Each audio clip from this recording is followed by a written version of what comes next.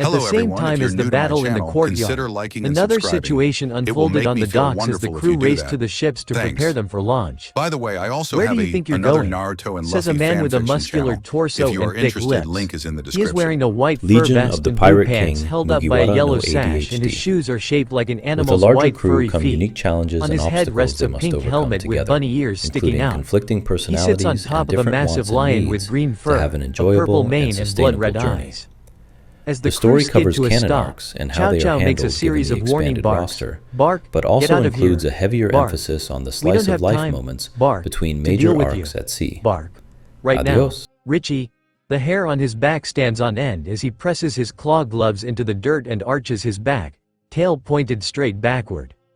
The lion bares his fangs and bellows. "Roar, too late. Roar. We're here now. Roar. You can't get away. Roar, as easily as last time."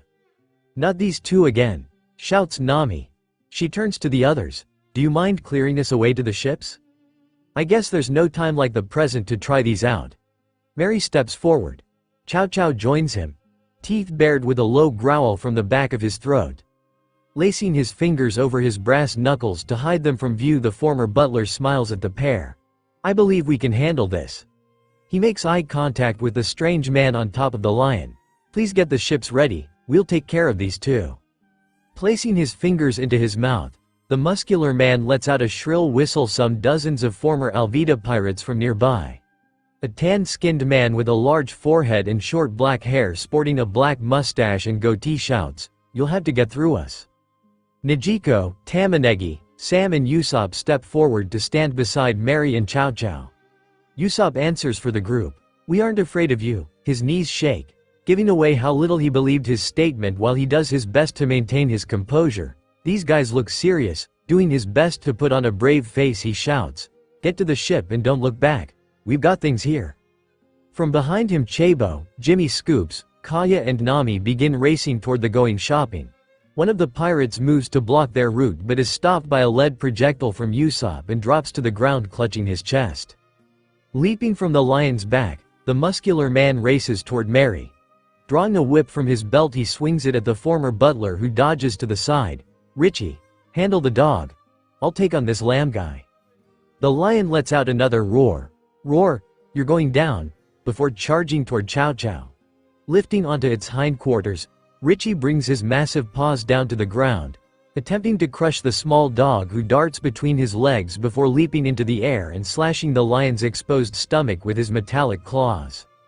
"We just need to hold them off." Loading another projectile into his slingshot, Usopp pulls back the rubber bands. "Lead." He is stopped short as the tan-skinned man from earlier slams his fist into the sniper's stomach, driving the air from his lungs. He is accompanied by two men, one with long blonde hair and a goatee, and the other an overweight man with a large chin, black hair and a bit of stubble on his chin. The overweight man cracks his knuckles. "I'm Popoko and these are my brothers Hepoko and Pepoko. We won't let you take any more cheap shots at our crew." The other two nod in agreement and begin laughing as Usopp tries to recover from Heppoko's sucker punch. Tamanegi grabs Usopp's hand and pulls him out of range of the trio before racing past him toward another pirate. Pulling the pen from his lapel, he presses his thumb against the lever on the slide and pushes it upward, sliding the blade free from his chamber. Leaping into the air, he stabs the man in the front of his arm between the upper and lower bicep.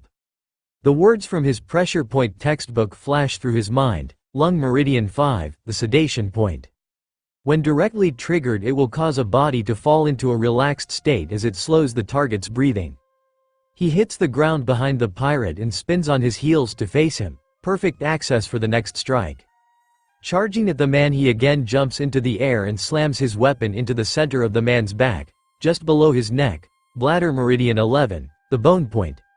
When triggered, this point can cause debilitating pain to spread across the skeletal system of the target. Yanking his weapon free of the man, Tamanegi drops to his feet as the man falls to the ground and begins convulsing in pain. "Excellent." He turns to the other pirates. The group, who had previously been eager to fight the young boy, now retreats in fear. Their companion writhes on the ground, howling in pain from the attack.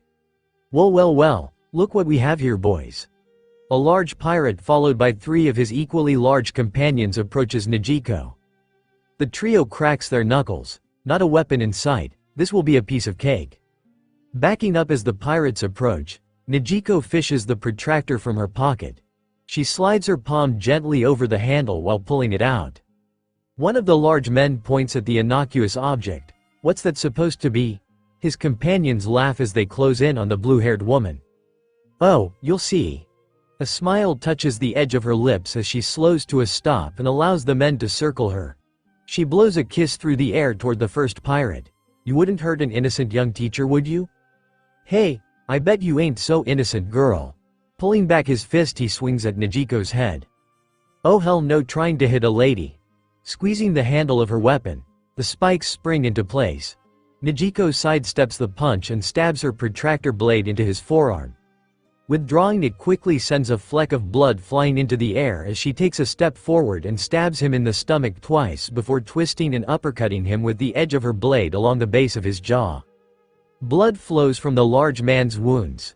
Screaming out in pain, he drops to the ground and sprawls out across the dirt. Panting from her exertion, Nijiko's eyes flick between the 3 remaining pirates whose jovial demeanor has vanished, leaving them glaring at the woman. Once she has caught her breath, she says in a serious tone, "Who's next?" A smile spreads across her lips. 3 pirates lay at his feet, already knocked out as Sam takes hold of a 4th and slams him into the ground. Straightening up, he stumbles to the side for a moment before grabbing hold of a flask strapped to his side and bringing it to his lips. He takes a long drink before letting out a loud belch. Come on. There's nothing.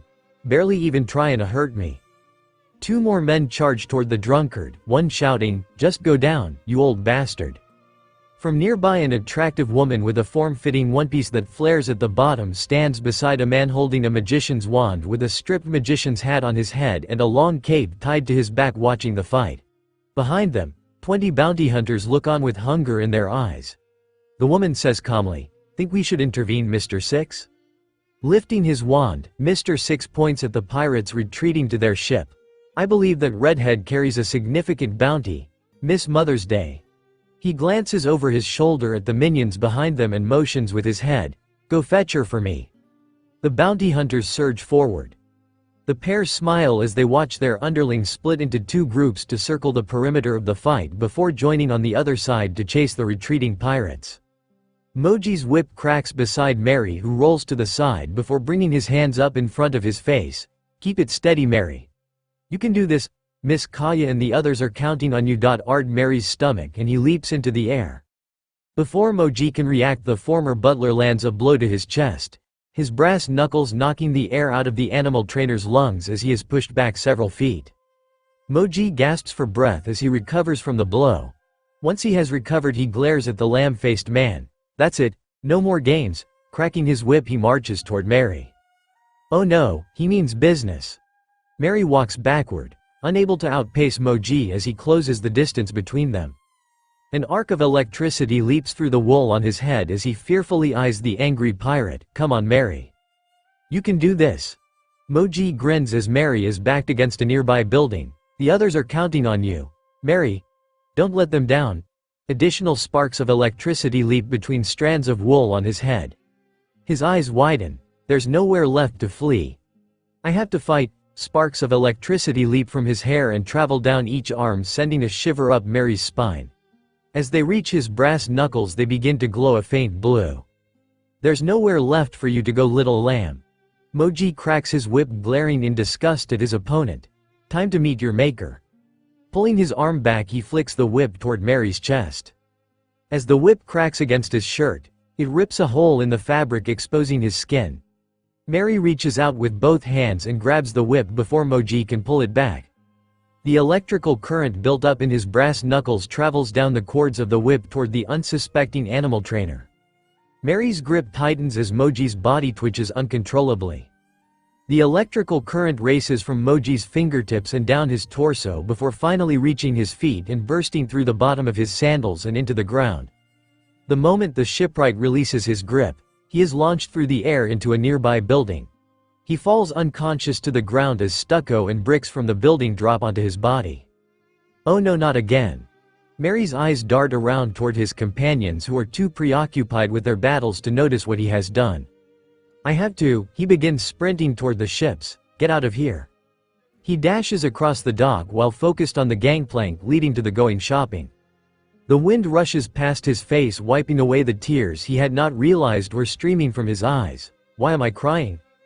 As he zips through the battlefield, friends and foes become a blur around him as he charges toward his destination. Speeding down the dock, he hears Kaya's voice call out, "Mary." Before his feet touch the gangplank and he races along its surface toward the main deck. Pivoting on the deck, he frantically looks for the door to the hallway leading to the lower levels, his mind barely registering what he is seeing.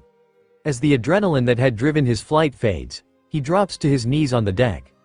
His eyes glaze over before his head crashes to the floor. His last fleeting thought before being engulfed in darkness: why? Richie's attention is drawn to the unconscious body of his trainer and he attempts to break away from his fight with the angry dog only to have Chow Chow latch onto his neck.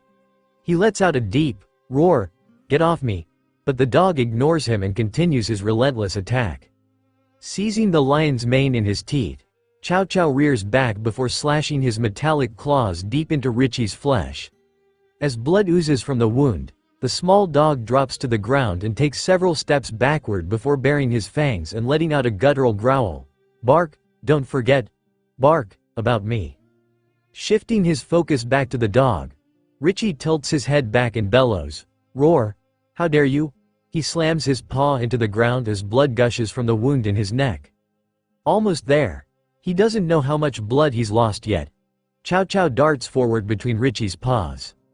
The lion attempts to swipe at him, but his paw moves slower than anticipated as his body responds to the blood loss. Leaping into the air, Chow Chow swipes his claws at the lion's chest, opening 2 fresh wounds before dropping back to the ground. That should do it. Continuing forward, the dog doesn't stop running until he is out from underneath the shadow of the massive creature before turning to face him. Raising his head, he howls, "Bark, come get me." Taking a step to the side, Richie attempts to turn to face the dog as his legs tremble before buckling under him. The massive lion drops to the ground, his face pressed against the dirt as a dark red pool oozes beneath him. Several Illivida pirates break away from the fighting and begin attempting to bandage the wounded creature as Chow Chow saunters into the fray looking for his next opponent. Following Mary up the gangplank onto the going shopping, Chabo, Jimmy Scoops, Kaya and Nami hear a voice from behind call out, "Stop right there, Nami." The orange-haired girl spins to face the speaker and her heart sinks as she sees 20 men and women wielding an assortment of weapons leering at her. What do they want with me? Grabbing the pieces of her bow staff from her pocket, she assembles it quickly as she calls out, "Keep going. I'll handle these guys." As the others nod and continue up the gangplank, Nami prepares to fight the advancing bounty hunters. "Ah!" Usopp screams as he runs from the trio of pirates. He reaches into his pocket and retrieves a handful of caltrap. "Keep coming, I almost have you where I want you." Turning around, he hurls the metallic objects at the trio before jogging backward to create distance between himself and his opponents. The pirate trio steps on the sharp objects and lets out yelps of pain before jumping backward and attempting to remove the barbs from their feet. Perfect. Having given himself enough distance, Usopp reaches into a pouch on his belt, retrieves 3 red projectiles and loads them into his slingshot. Pulling back the pouch, he yells, "Triple gunpowder star." Releasing the rubber bands, the 3 explosives are launched through the air and each connects with one of the brothers, exploding on impact and sending all 3 flying through the air. They crash into 3 unsuspecting Alvida pirates before falling to the ground in a heap. Awesome, 6 for 3 special. He shifts his attention back to the battlefield, looking for Tamanegi to see how he is doing, and is pleasantly surprised to see 5 pirates twitching on the ground beside him. "You got this, onion." Rushing to Mary's side, Kaya shakes the unconscious man. "Mary, wake up. He's too big for me to carry. I need help." Her eyes dart to Jimmy and she pleads with the photographer, "Please help me get him to his room." Walking briskly to her side, Jimmy bends down and scoops the man into his arms. Straining under the weight, he says weakly, "Lead the way." Kaya guides him down the stairs as the pair head for Mary's room. Up on the deck, Chabo pulls at the rope holding the ship to the dock. "I'm just a kid. Why'd I have to do everything around here?" The bowstaff whirls in Nami's hands as she knocks another of the would-be bounty hunters into the water. They can only come at me one at a time on this gangplank. As long as I hold this position I should be fine. Pointing the weapon at the angry group she shouts, "That was 5. Who wants to be number 6? A woman scrambles onto the walkway, wielding a pair of nunchucks. The battle rages as the crew continues fighting against the pirates on the dock. As the few remaining pirates struggle against the overwhelming force of the Straw Hat Pirates, Miss Mother's Day glances at her partner. "Do you think it's time?" Mr. Six nods his head. "It is." He looks over at the millions still fighting against Nami. All but 6 are now floating in the ocean, causing him to shake his head. "Next time we are at base, I'll ask to be assigned some billions." The millions. Placing her hands together in the shape of a diamond, Miss Mother's Day aims her palms at Mr. Six before saying calmly, "Spotlight." A beam of bright light is launched from her hand and hits her partner, illuminating him. The sound of fighting fades away as all eyes are focused on the man wearing the magician's hat. What is happening? Usopp attempts to twist his head to the side but cannot stop staring at the bright light emanating from Miss Mother's Day's hands. Before he can voice his concern, the magician pulls out his wand and he feels a sense of peace wash over him. Why was I so concerned? These two seem nice. He stares dreamily at the duo, a happy smile on his face that is matched by those around him. Ladies and gentlemen, boys and girls, thank you so much for joining us on this fine day. The magician waves his wand from side to side as he speaks. Please give a round of applause to my beautiful assistant Miss Mother's Day. Everyone on the docks applauds and a cheer is let out by a man standing in the shadows with a long green hood draped over his head. My name is Mr. Six. First, I'd like you all to tell me who you are. The dock erupts as everyone attempts to say their name at the same time. Uso noji dra sahep mo nam pepo tamapapo. Mr. Six waves his hands again and calls out, "Silence." The chatter is silenced as every mouth snaps closed and everyone stares at the magician waiting for his next command. That was my mistake. I should not have asked such a silly question. He turns to his partner. What should I have them do? Should they throw themselves in the ocean? Stand on their heads? Turn themselves over to the Marines? Miss Mother's Day shrugs her shoulders, continuing to hold the beam of light toward Mr. Six. Not sure. Maybe we could have them demonstrate their weapons, so we can see any are worth taking? Good idea. Turning to the assembled group he points at Nijiko, you with the blue hair. Does he want me? This is the best day of my life, elated? Nijiko presses her fingers to her chest. You mean me? Yes, you. Show me how that strange contraption you are holding works. He waves his wand absent-mindedly at the protractor in her hands. This is so awesome. Holding the weapon above her head, Nijiko presses the button on the handle to retract the blade. If I press this, the blades go away and it looks like a normal classroom tool. She wraps her hand around the handle, but if you give it a little squeeze, she squeezes her hand causing the spikes to extend. It turns into a weapon. Fascinating. He scans the crowd and spots Usopp. You there? He points at the long-nosed sniper. Do you have anything interesting to show us? Yes. It's my time to shine. Grinning, Usopp reaches into his pouch and pulls out a pair of projectiles. Loading them into his slingshot, he aims them high into the sky as he pulls back the leather pad. I certainly do. Watch this. Releasing his grip, the rubber bands flick forward, sending the 2 balls high into the sky as he calls out, Gunpowder Star and Smoke Star. The 2 round balls soar into the air before returning to the ground and landing several feet in front of Mr. Six and Miss Mother's Day. The Gunpowder Star explodes, startling Miss Mother's Day into dropping her hands as she attempts to shield her eyes from the accompanying flash of light. At the same time, a massive cloud of smoke rises into the sky, obscuring Mr. Six's view of the battlefield. As soon as he is out of sight, the fighters on the battlefield groan and shake their heads as the man's influence over them fades away. As his brain is re-engaged, Usopp reaches back into his pouch and pulls out another projectile. It's that guy from the other night. Loading it onto the pad of his slingshot, he tries to remember where the pair had been standing as he aims through the smoke. Gunpowder Star. He releases his projectile, which flies through the smoke before making contact with something on the other side. A feminine scream can be heard, followed by a splash as Miss Mother's Day is launched into the ocean. Another splash soon follows as her partner dives in to save her from drowning due to her devil fruit. Usopp turns to look over the battlefield and opens his mouth to rally the others when he hears Luffy's unmistakable laughter from the main road. His eyes dart to the street and grow wide as he sees dozens of familiar and unfamiliar figures charging toward them. At the front of the group is Luffy running arm in arm with a strange pirate wearing clown makeup and sporting a round red nose. Behind them, dozens of pirates and tribesmen along with his crewmates are racing down the street followed by a wave of marines. Out of the frying pan and into the fire. Usopp shifts his gaze to where the ships are docked. If I'm fast, I can avoid whatever shitstorm Luffy is bringing. His heart sinks as she sees Kaya waving at him, having returned to the deck of the going shopping during the chaos caused by Miss Mother's Day and Mr. Six. The boats have already begun drifting out to sea and are picking up speed as they move away from the docks. A single thought echoes through his mind: we're doomed. Running down the street, his arm hooked around Buggy's, Luffy roars with laughter, she. Around him he sees his allies and enemies fleeing together as the Marines close in on them. This is nuts.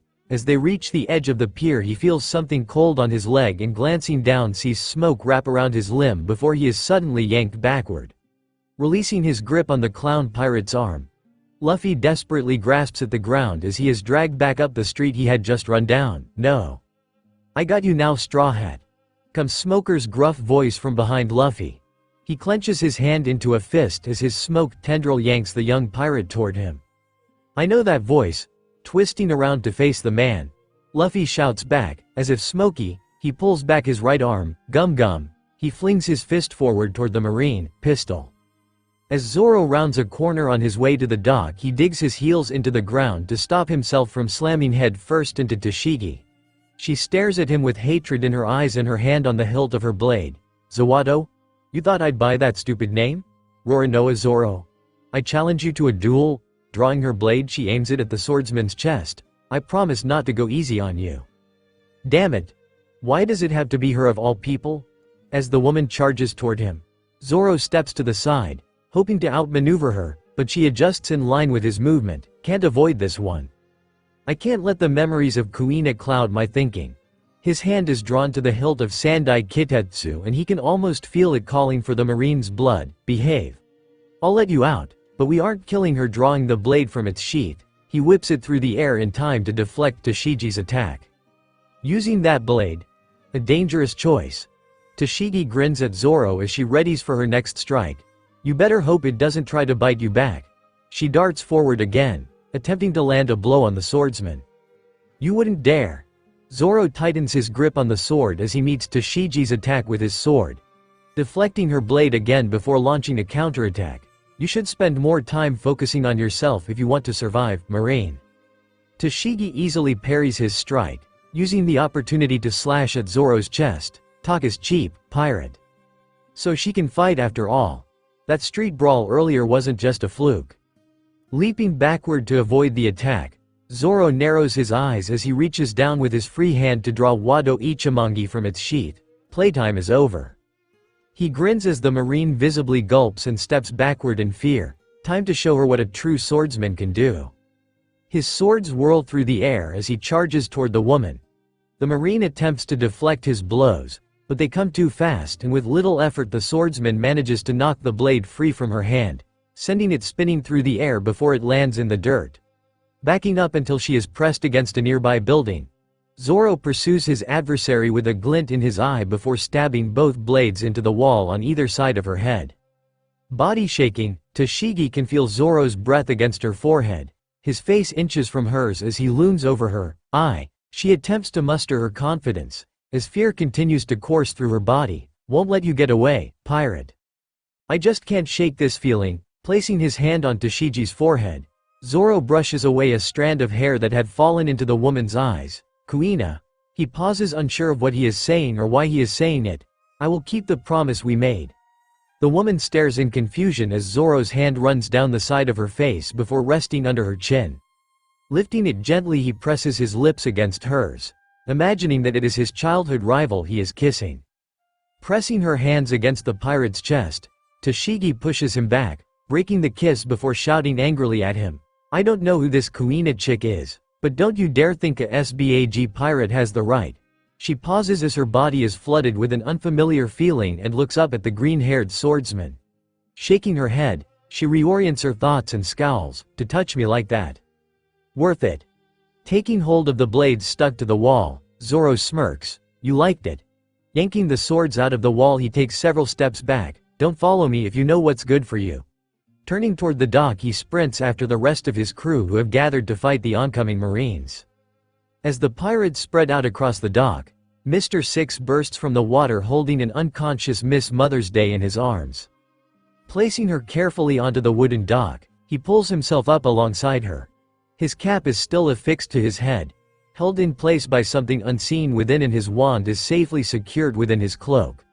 Looking out across the battlefield, he locks eyes with Mr. 12 and Miss Saturday, who hurry to his side and begin working on reviving his companion. What's going on, Mr. 12? Giving his partner a turn, Mr. 12 stutters. There were 2 pirate crews. We tried to capture them, but the Marines arrived and chased us here. And why exactly? Eyes hardening, Mr. 6 glares at the man. Were you running from the Marines?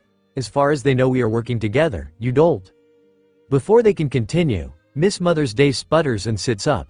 Placing her hand on her head, she groans. What just happened? Her eyes widen as she takes in the chaos around her. We need to go. Mr. Zero won't tolerate this kind of attention. They are interrupted as a pirate with a bright red nose shouts, if you aren't a Marine or a filthy straw hat, follow me. We are flashily getting the hell out of here.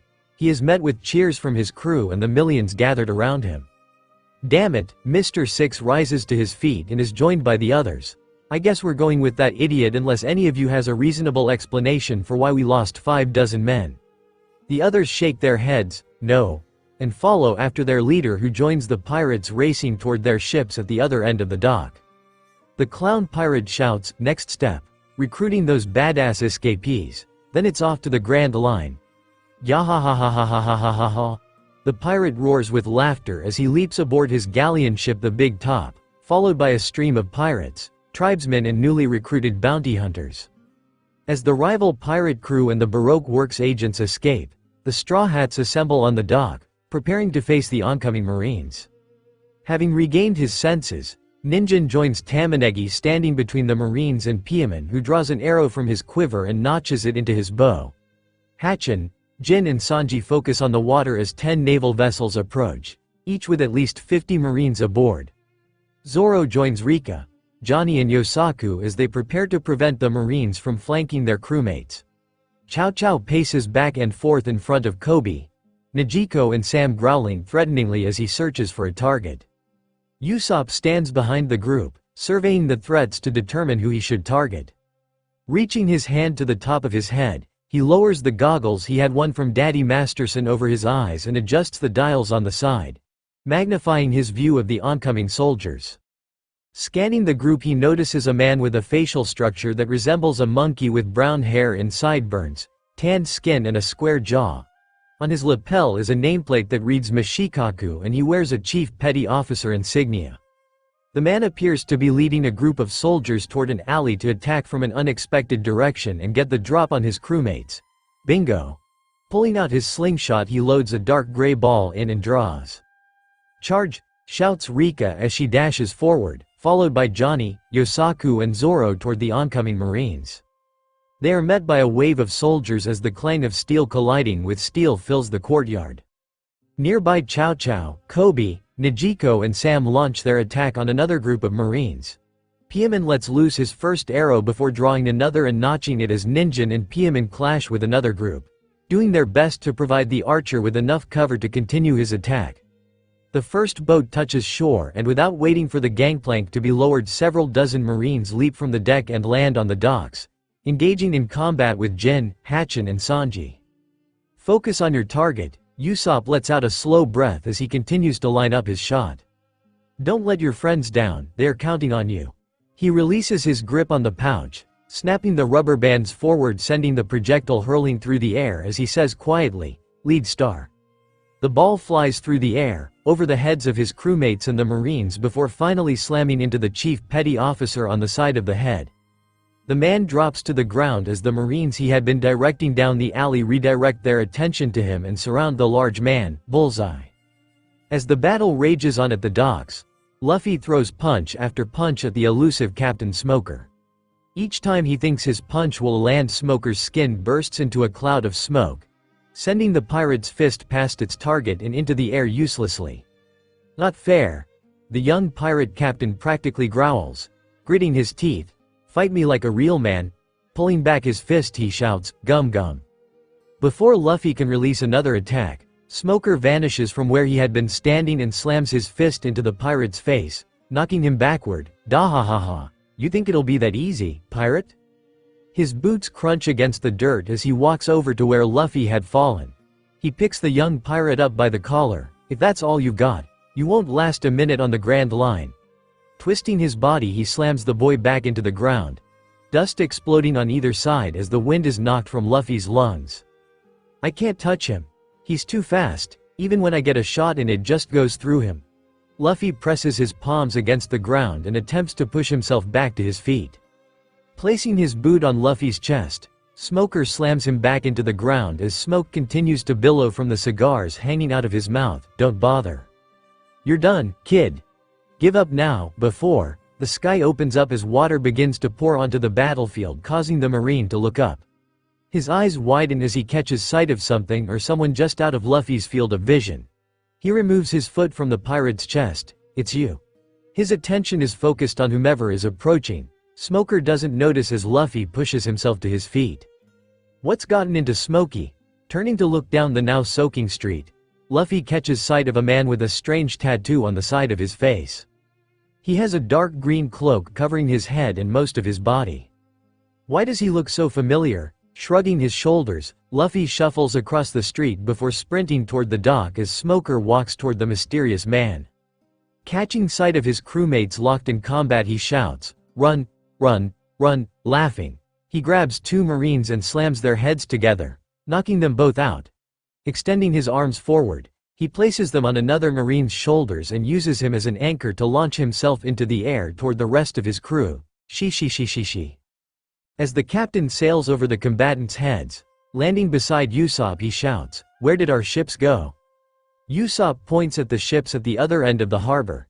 The others thought it would be a good idea to take them out to sea. "A lot of good it'll do if we all get captured by the Marines." She. Luffy laughs. "It'll all work out, don't worry, Usopp." Suddenly from their right, the blonde man wearing a top hat and blue goggles wrapped around it that Luffy had vaguely recognized in the courtyard calls out, "Revolutionaries, attack!" 100 men throw their cloaks into the air before charging into the fray, attacking the Marines. Those are the same cloaks the guy in the alley was wearing. These must be friends. He wraps his arm around Usopp's shoulders and grins. "Gather the others, Usopp, it's time to go." Placing his fingers in his mouth, Usopp makes a high-pitched whistle before shouting, "Straw Hats assemble." The others disengage from their fights and run toward the pair. Once they are all together, Luffy wraps one arm around his crewmates as questions race through his mind. Why did he call us Straw Hats? Isn't that the crew the weird guy in the bar was talking about? "Oh no, Luffy," says Kobe, as realization dawns on him of what Luffy has planned. "Please don't," begged Rika, a tear running down her cheek. "Damn it, Captain." Zoro sighs as he braces himself. Gum gum. Luffy reaches forward with his free hand and grabs the top of a post at the end of the dock while stepping backward, his arms still tightly holding the others who groan in protest. "Let's do this." Eyes wide, Luffy's lips split showing his white teeth before he shouts at the top of his lungs. "Rocket!" The group is flung through the air as his body zips toward and past the post he had been holding onto. The others scream as Luffy cackles with laughter. She. Against all odds, the crew manages to land on the deck of the Going Shopping. Rolling across the wooden surface, the young captain releases his grip on the others and flops onto his back, eyes closed as he continues laughing. She. The force of their arrival combined with Nami and Jimmy's coordinated steering drives the ships further out to sea and away from the rapidly shrinking island. Smoker's voice carries across the harbor. "I'll get you, Straw Hat Luffy." A group of Marines continue their fight against the revolutionaries as Smoker leads another group onto a massive warship. He fails to notice Carmen. Leo and Jose sneak aboard the Marine ship in his scramble to prepare it for launch. Recovering from his laughter, Luffy pushes himself to his feet. Turning to the flying bridge he calls out, "Let's get a move on, Smokey isn't going to wait long for us." Nami's voice floats back. "Aye aye Captain." She unmutes her earpiece Den Den Mushi and relays the message to Jimmy Scoops on the Going Merry. Turning to the rest of the crew, Luffy flings his arms into the air. "Wahoo! We did it, next stop, the Grand Line." As the others pick themselves up off the deck and brush the dust from their clothes, they attempt to come to terms with having been flung back onto the ship so suddenly. Johnny and Yosaku look at one another before bursting into laughter. "Bahahahaha." Johnny wipes away his tears before smiling at the captain. "Hell of an exit you made. Maybe a heads up next time you do something like that," Jin suggests as he checks that his weapons are still secured to his body. Rika sighs, "Believe me, we've asked."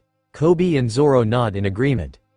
Sanji rolls his eyes before motioning for the kitchen. "Ninjin and Rika, why don't we whip something up to celebrate our escape?" "What about me?" Hatchin asks in confusion. "We've got a marine on our tail. You should be steering the ship, Calamari." Sanji points at the flying bridge as he makes his way to the kitchen. "Stupid fish man, leaving my Nami Swan to do all of the steering herself."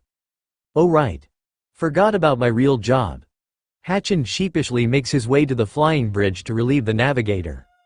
Seeing Chabo covered in dirt, Nijiko rounds up the remaining children. "Bath fair." Pouts Piaman, "Ninjin and Rika don't have to take a bath." "Seriously kid?" Nijiko shoots him an irritated look and his mouth snaps closed as he follows obediently after her and the others. "Those two will take baths once they are finished cooking. For now, I need to get all of you clean." "Where's Iz?" Jin looks quizzically at Kaya. "Where did Mary go? I thought he was on the ship with you." "Oh," Kaya gives an apologetic look to the master at arms. "He's in his room. Something spooked him on the dock and he's resting. You should." Before she can finish her sentence, Jin sprints for the door and makes his way to the lower quarters. "Again? We need to figure this out?" "Well okay then." Kaya looks at Usopp and wiggles her eyebrow mischievously. "Would you mind helping me look at the numbers in the finance office?" "I'm not quite sure how much." Usopp is stopped mid-sentence as Kaya gives him a wink before turning and strutting toward the stairs. Motioning for him to follow her. "I mean of course." He hurries after the blonde. "Well, that was fast." Luffy looks around at the much smaller group now consisting of Chow Chow, Johnny, Kobe, Sam, Yosaku and himself. He shrugs. "I'm going to hang out in the observation room until the food is ready." He walks toward the stairs leading to the upper deck and glances over his shoulder. "You coming?" The others follow after the young pirate, having nothing better to do. Tossing open the door to Mary's room, Jin sees the lamb-faced man lying in the fetal position on his bed. "It happened again, didn't it?" Closing the door, he twists the lock before crossing the room to sit on the edge of the bed. Running his fingers through the man's woolly hair, he says in a gentle voice, "Want to talk about it?" "You cannot trust them." The voice of Mary's father rips through his head as he trembles on the bed.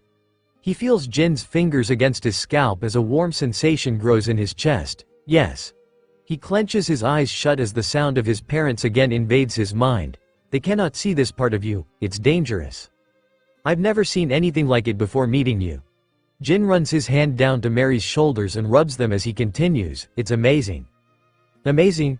The voice in Mary's head is silenced and he rolls to face Jin. "What do you mean by that?" He doesn't have a clue, does he? A smile spreads across the master-at-arms face. "I thought powers like that were only for devil fruit users." He tilts his head, as doubt enters his mind. "Did you eat a devil fruit, like our captain?"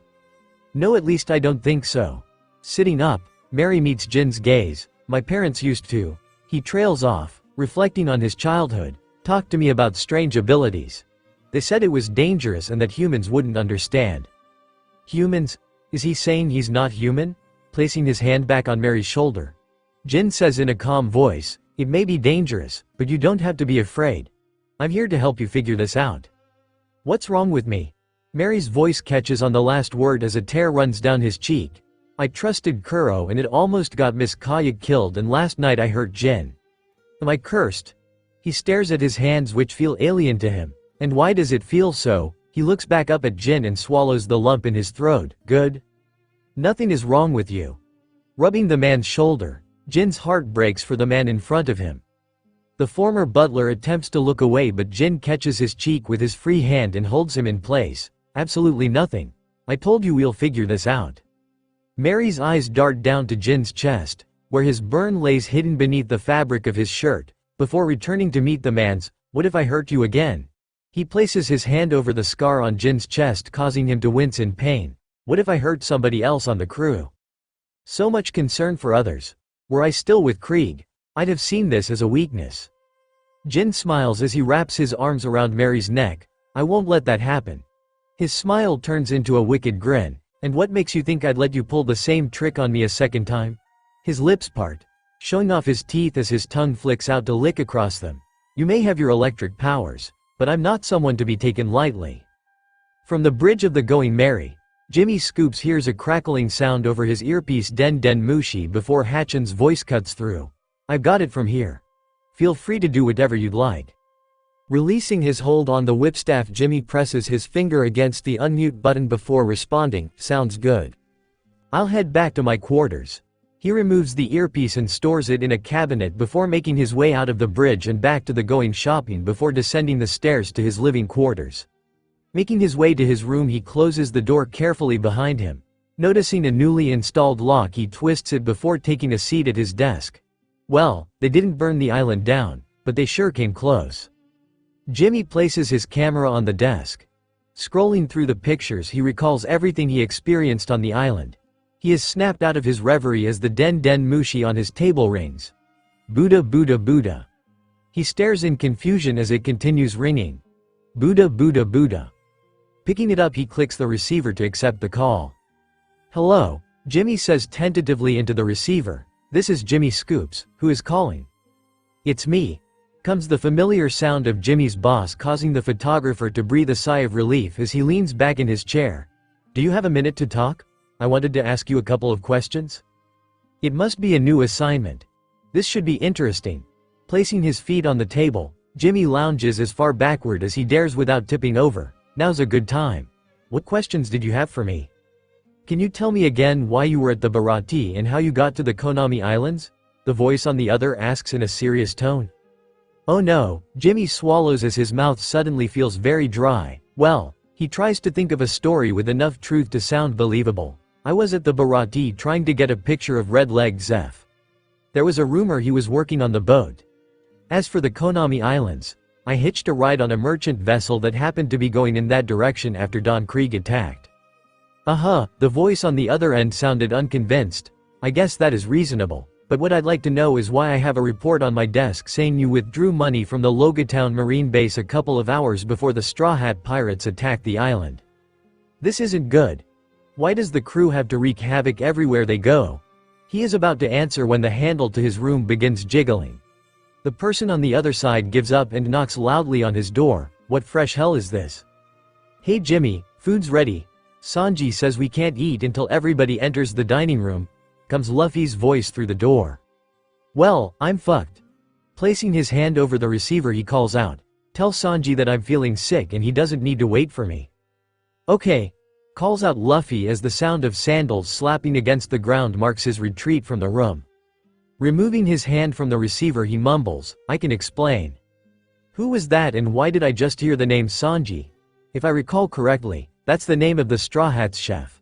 The voice on the other end is now clearly irritated. Well, Jimmy racks his brain trying to come up with a reasonable answer. The chef on this boat happens to Cut the shit, attach. The man on the other end cuts Jimmy off again. I thought it was suspicious when you gave such detailed descriptions of the Straw Hat Pirates, but wanted to give you the benefit of the doubt after your decades of service. I'll give you one last chance to be honest with me. Where are you right now? Well, Jimmy can feel his body shaking as he continues. I'm on a ship. It's called the Going Shopping. He closes his eyes. Just be honest. Letting out a deep breath, he says in a calmer voice. It's one of the Straw Hats' ships. I've been a passenger with them since the Bharati. I was trying to investigate them on behalf of. You aren't a reporter, Jimmy. The man on the other end's voice is cold. You're a marine photographer. Your job is to take pictures and then get out. There is a sigh followed by the squeak of a chair. At least you were. Jimmy, you're fired. Fired? Jimmy's mind freezes as he tries to wrap his head around the news. It takes a moment for his faculties to return. What am I supposed to do? I don't have any marketable skills. Please, you can't fire me? Not my problem. You are fired effective immediately. You're lucky to be getting off this easy. Most departments would have you court-martialed for conspiring with pirates. There is a brief pause on the other end before the voice returns. Don't call this number again. From this point forward you will be treated like any other civilian. Jimmy, the man sighs, for your sake. I hope this little experiment is worth it. Before Jimmy can respond, the line goes dead. He drops the snail to the table, earning him an irritated look as the mollusk glides across the desk, leaving a trail of green slime behind as he travels back to his favorite corner. What do I do? This can't be real. He attempts to hold back the floodgates before finally surrendering as tears pour from his eyes and run down his cheeks before dripping on the table. Slumping forward, he rests his cheek against the wooden surface as his chest heaves while he loudly sobs. After several minutes he pushes back against the desk and straightens his back. No. I may be fired, but this isn't the end of Jimmy Scoops. Rising to his feet, he snatches the camera from his desk and places it around his neck. It's time I told the others the truth. Turning to face the door, calm fills his body as he marches toward it. Twisting the lock, he throws the door open. To hell with the Marines and their stupid rules. If they want to punish me for living with pirates, maybe I'll just become one. The former Marine marches down the hallway toward the stairs as he heads toward the dining room. She, laughs Luffy as he grabs a bone attached to a large chunk of meat. I always knew you were the best chef in the East Blue, Sanji. Ha, like it would matter to you. I've seen you eat actual garbage, rubber boy, calls out the orange-haired navigator from across the table, recalling the moldy bread in Orangetown. How dare she? Rika's cheeks grow red and she rises to her feet, pointing angrily at Nami. Take it back, my food wasn't that bad. The others cackle as Usopp and Kaya attempt to calm the young girl down. Suddenly they hear a loud bang from the door. Everyone turns to see Jimmy Scoops standing in the doorframe.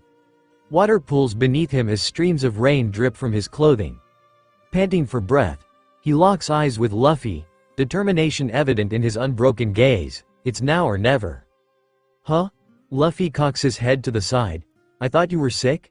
He rips a chunk of meat free from the bone and begins chewing loudly. If I had to wait on dinner for no reason because of this guy, I'm going to kick his ass.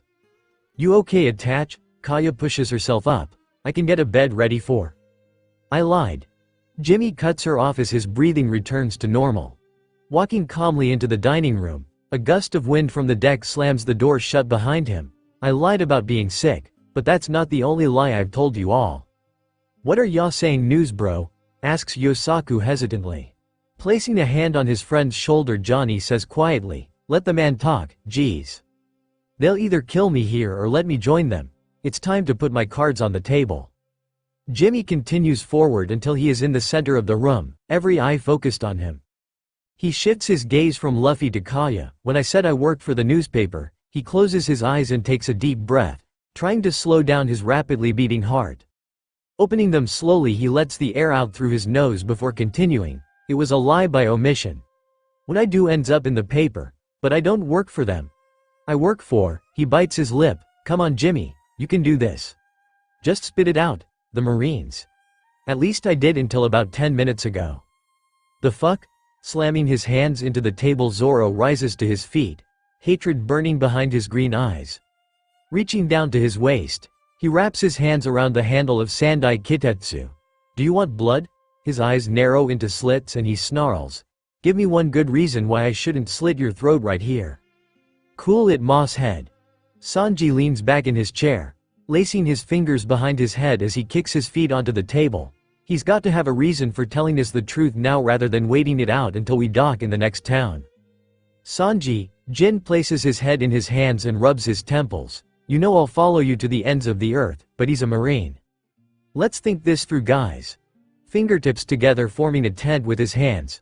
Kobe presses his index fingers against the bridge of his nose. Sanji has a point. Why would he tell us he was a Marine if he planned on betraying us? Quiet, shouts Luffy as he shoves his chair backward and rises to his feet.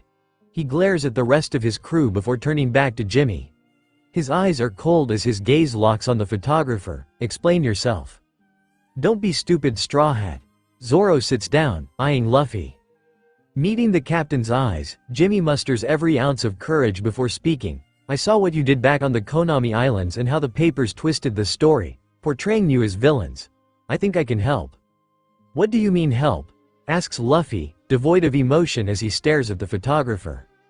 Let's see how this goes. Still calm, Jimmy walks toward the captain. I mean that you need a media relations manager. I used to work with the paper. I know the ones pulling the strings. He stops within arm's reach of Luffy. The Marines and the government will say whatever they can to make you look bad. They're afraid of you. They'll do everything they can to turn the world against you.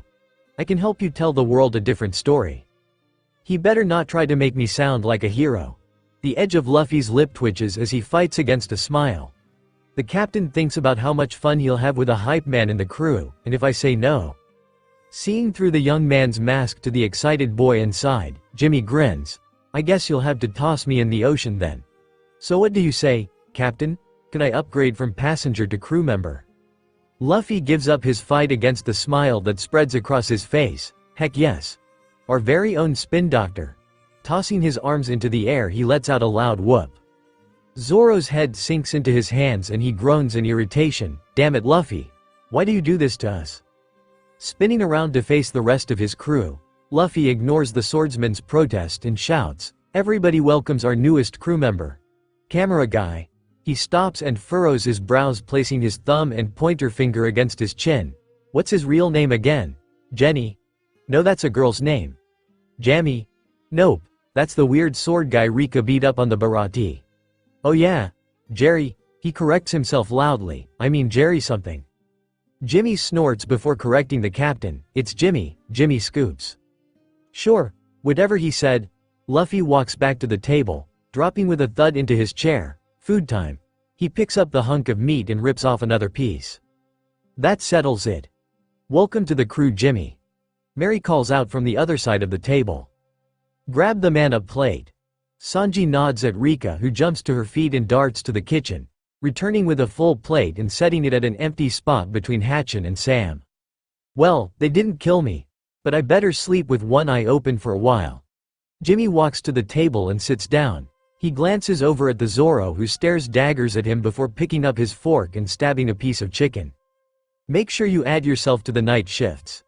Jin points at a piece of paper that Johnny and Yosaku had tapped on the door earlier that day. Rolling his eyes, Johnny pulls a Sharpie from his pocket and chucks it at Jimmy, who manages to catch the projectile before it hits him in the face. Before long, the dining room is buzzing as conversations that had been cut short resume. After a while, the discussion turns to the activities the crew got up to in Logatown. Kaya nudges Nami. What did you and Nijiko get up to? I heard you discussing finding something pretty before you took off with the kids. Huh? Nami looks at the blonde-haired woman in confusion. What are you talking about? The only thing we did after buying stuff on the list you gave us was bring Johnny, Yosaku and Zoro back to the ship. Her words trail off. Why were we out there though? I remember bringing the dresses back to the ship. But why did we get off again? Maybe your sister will be more forthcoming. Kaya sighs. I thought we were done with the lies. She looks at Nijiko, seated beside her sister. What did you two end up doing after you left the ship together? I don't. Nijiko's eyebrows furrow as she attempts to recall something that feels just out of reach. What were we doing in the city? I remember being in an alley, running into Zoro and eventually returning to the ship. But what were we doing out there? She shakes her head to dispel the thoughts and continues. Remember? She tilts her head. Why can't I remember? Seriously? Asks Zoro, who had been eavesdropping on the conversations. Are you going to sit there and pretend it was somebody else I saw sneaking around the marine base? Nami throws her head back and laughs. Foo, as if, I have a bounty. Remember? The marine base I'd go. You should become a comedian, Zoro. That was too funny. Johnny and Yosaku look at one another before also bursting into laughter. Bahahahaha. With a grin, Nijiko reaches across the table to place her hand on the swordman's wrist. Thanks. It's been a long day, we needed that. I'm not making it up. Irritated, Zoro slams his fist into the table. I know what I saw. He glares at the orange-haired navigator. You lying witch. I knew it was a mistake to trust you. Something weird is going on. Kobe taps his index finger against his chin. Zoro's anger shifts to Johnny and Yosaku and he yells, "Don't act innocent, I saw you guys there too." He points an accusing finger at the pair. "Don't lie to me like that, witch." "Oh, man." Zoro's finally lost it, tipping his head back. Luffy roars with laughter. She. Chill out, Zoro. You probably just had a weird dream."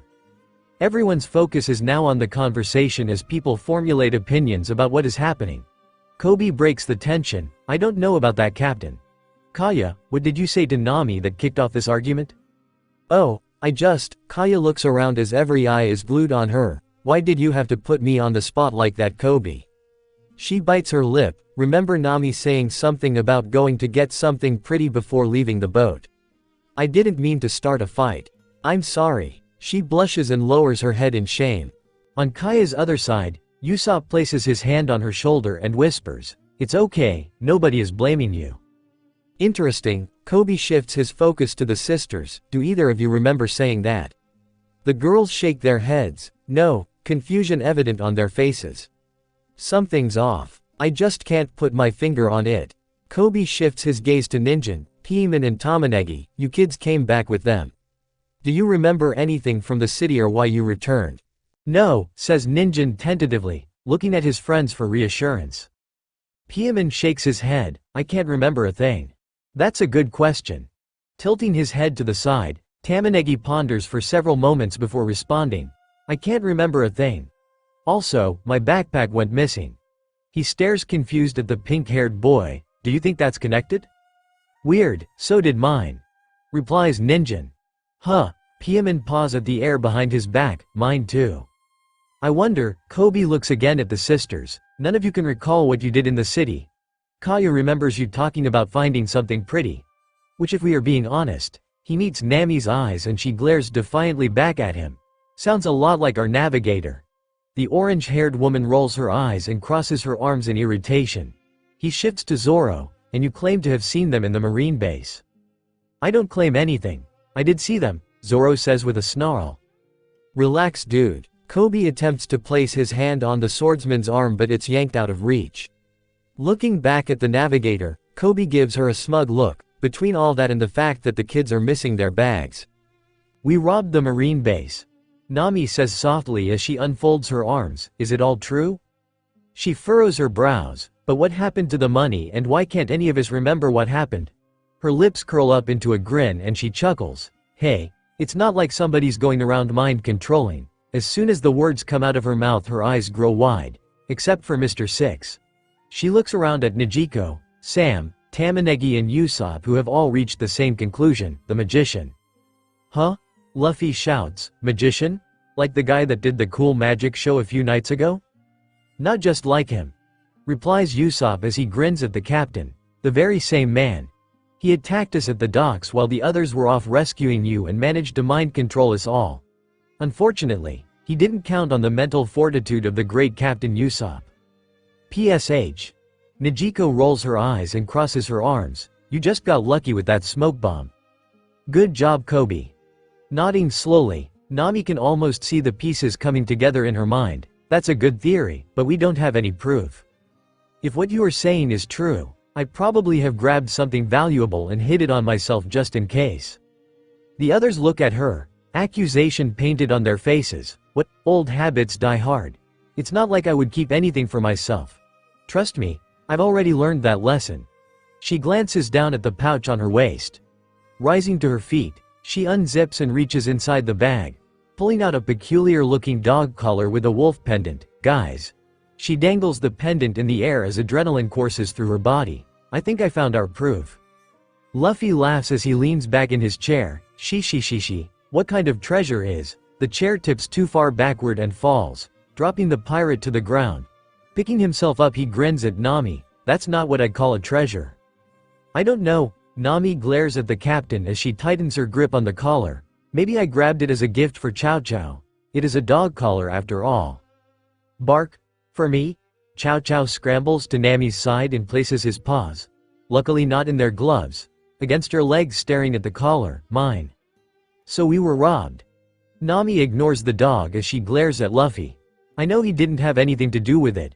But why does he always have to insert his opinions with this stuff?"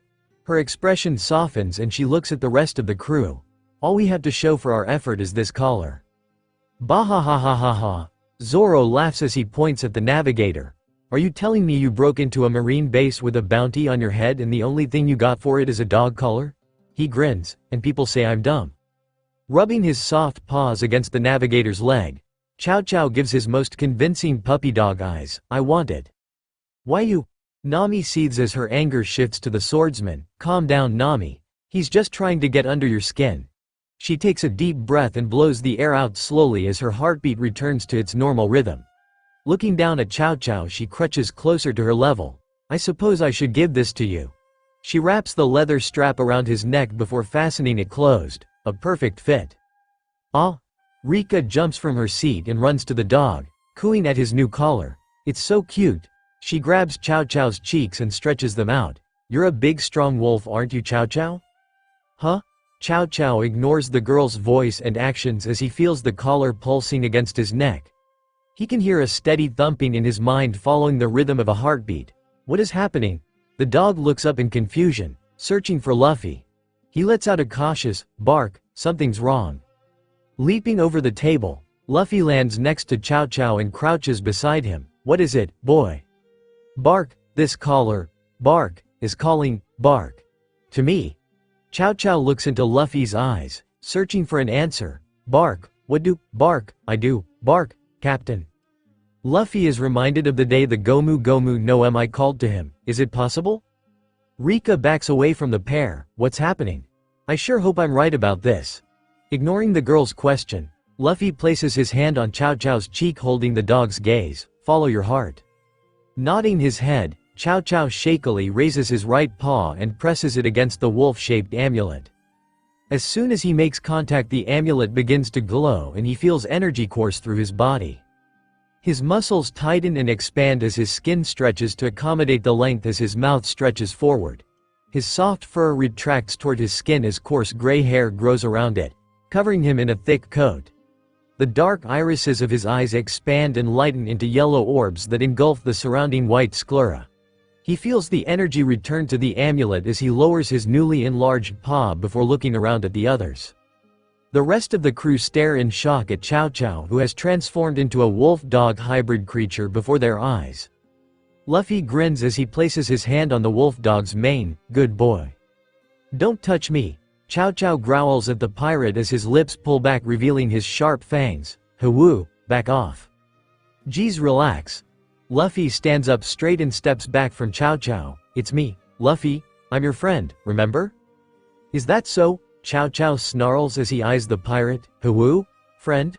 Hwoo? Would a friend, hwoo, lie about understanding? Hwoo? What I'm saying? He takes a step toward Luffy, who continues backing away from him. Hwoo? Did you think, hwoo, I forgot. Yosaku elbows Johnny and whispers, Yo, why's the captain actin' like he understands dog, bro? His friend shrugs as the pair watch the scene unfold. I'm sorry, Luffy says quietly, trying to keep space between himself and the wolf hybrid who continues to advance on him. I should have said something sooner. An unfamiliar feeling comes over the captain. Is this fear? Am I afraid? His eyes dart to the rest of the crew before returning to meet Chow Chow's. Will you forgive me? Chow Chow stops mid-step before planting his butt onto the ground, his snarl morphing into a grin. He tips his head up and howls at the ceiling. Ho ho ho woo, ba ha ha ha ha ha ha ha ha ha ha ha ha ha. Head snapping back down, he locks eyes with the captain. Hwoo, I got you, hwoo. Good. Reaching his paw up, he presses it against the amulet as energy again radiates from it. His muscles and limbs retract as he returns to normal. His tail wags as he looks happily up at the pirate captain. Bark, that was, bark, fun. Luffy, says a concerned Kaya. Do you understand what Chow Chow is saying? Duh? Luffy shrugs his shoulders. Yep. Bah ha ha ha ha ha ha.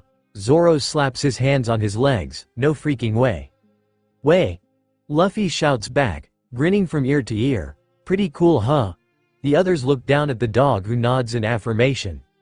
Well, Hatchin rises to his feet, picking up his empty plate before walking around the table and piling the other dishes onto his stack. I should probably start cleaning these. Oh yeah. Rika rushes to the other end of the table and begins gathering a dish stack of her own.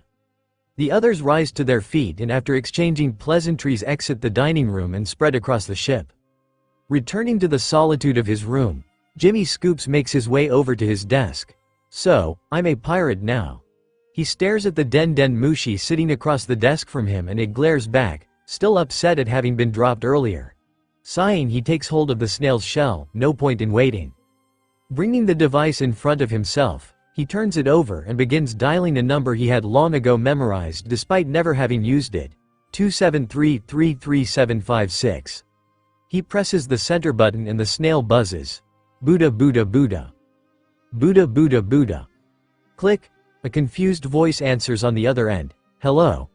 This is big news, Morgans. How did you get this number? Hey Morgan, it's Jimmy. Jimmy says calmly, we used to work together when you were a Marine. Oh, Jimmy, my boy, Jimmy. Jimmy Jimmy Jimmy.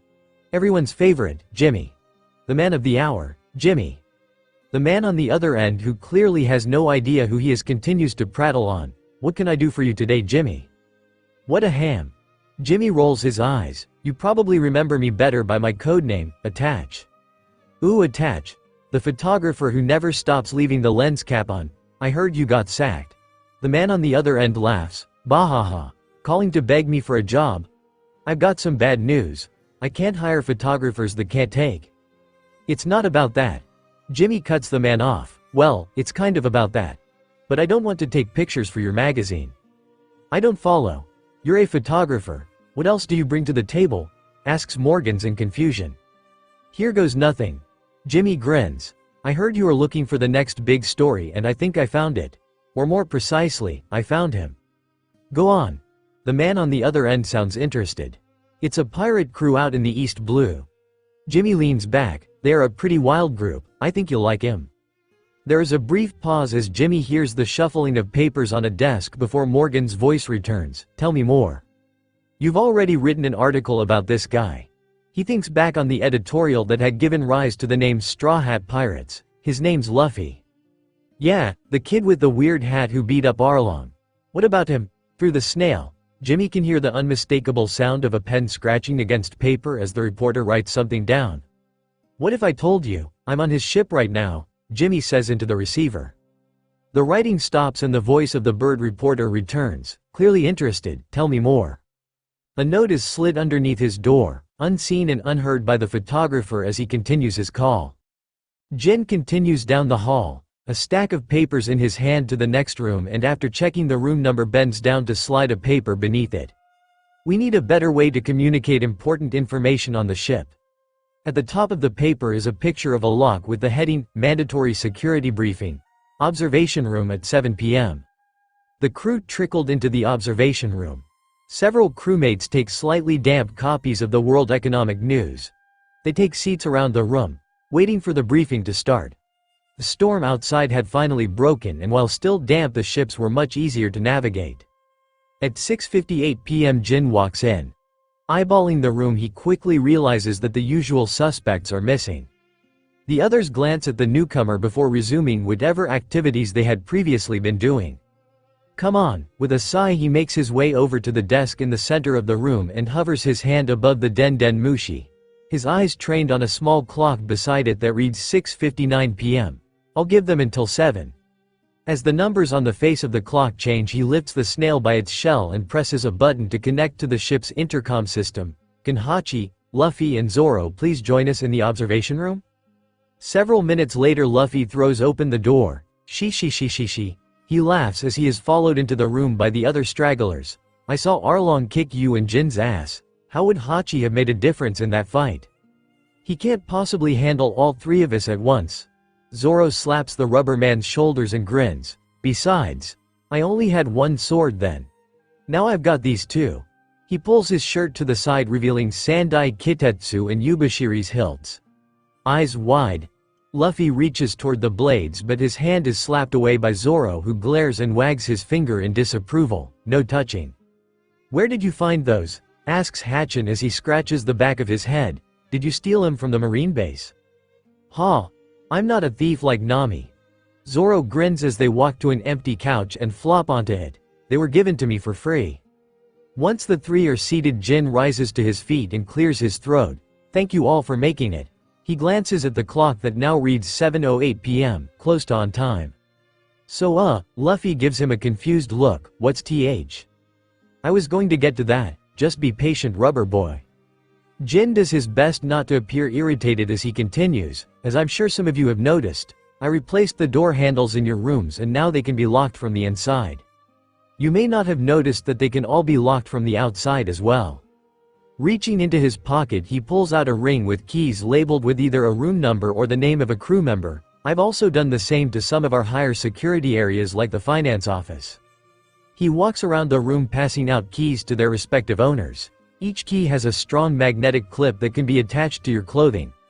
Try not to lose these, otherwise, I need to either cut a new one or replace any locks it's keyed to. He eyes Luffy as he clips his key to the red band of his hat. I have a feeling I'll be replacing yours pretty often, Captain. Palming his key, Sanji glances up at Jin. Were you able to put one down in the lower kitchen? Sure did. Jin grins, only you, Carrot, Hachi and Rika have access. His eyes darted back to Luffy before returning to meet Sanji's, not the human garbage disposal. He winks at the chef who grins and mouths, thank you. Opening her newspaper Nami calls out, did any of you read this article about the prison break in Shellstown? Wild stuff? Shellstown? Ripper? Kobe rushes to her side and his eyes widen as he scans the article. No way. He mouths the words until he arrives at the names and smacks his head. Axe Hand Morgan. Captain Kuro and Don Krieg escaped during transport and their whereabouts are currently unknown. He blinks several times before looking at the others. Do you think those are the prisoners Buggy was yelling about? As if they'd listened to that blowhard. Calls out Zoro and the others nod in agreement. Enough about that clown. Are there any interesting bounties? Let me see. Nami flips forward in the paper until she spots the word bounty at the top of the page. Spreading the paper open, she scans the first page and her heart sinks. She points at a picture of herself and looks at Kobe. Please tell me this isn't. Nami wanted poster. Kobe lets out a sigh and nods his head. I'm afraid that is what it looks like. Our navigator's bounty has risen to 8,880,000 belly. He continues scanning the page and locks on another familiar face. That's not all. Nijiko, it looks like you got one as well for 1,690,000 belly. Nijiko wanted poster. No fair. Nijiko flips to the page and upon seeing the bounty scoffs. Why is mine so much lower than hers? Temporarily distracted from her distress at the bounty increase, Nami sticks her tongue out at her sister. They must have realized what a threat I am. There's more, says Kobe as he looks at the next page. Carrot, Pepper and Onion have bounties too. 199,000 for Carrot, 163,248 for Pepper and 155,000 for Onion. He looks up in time to see the three boys leap into the air and high-five one another. I didn't realize kids could even get bounties. His eye twitched. Why did I think the Marines were the good guys? Ninjin wanted poster. Piaman wanted poster. Tamanegi wanted poster. Johnny and Yosaku make their way over to Nijiko, who has flipped to the next page. Johnny lets out a loud whoop. We got a bump too, bro. 4,205,147 each. He bumps his knuckles against Yosaku's fist. Johnny wanted poster. Yosaku wanted poster from nearby. Usopp reads through the names before shouting, hey, I'm in here too.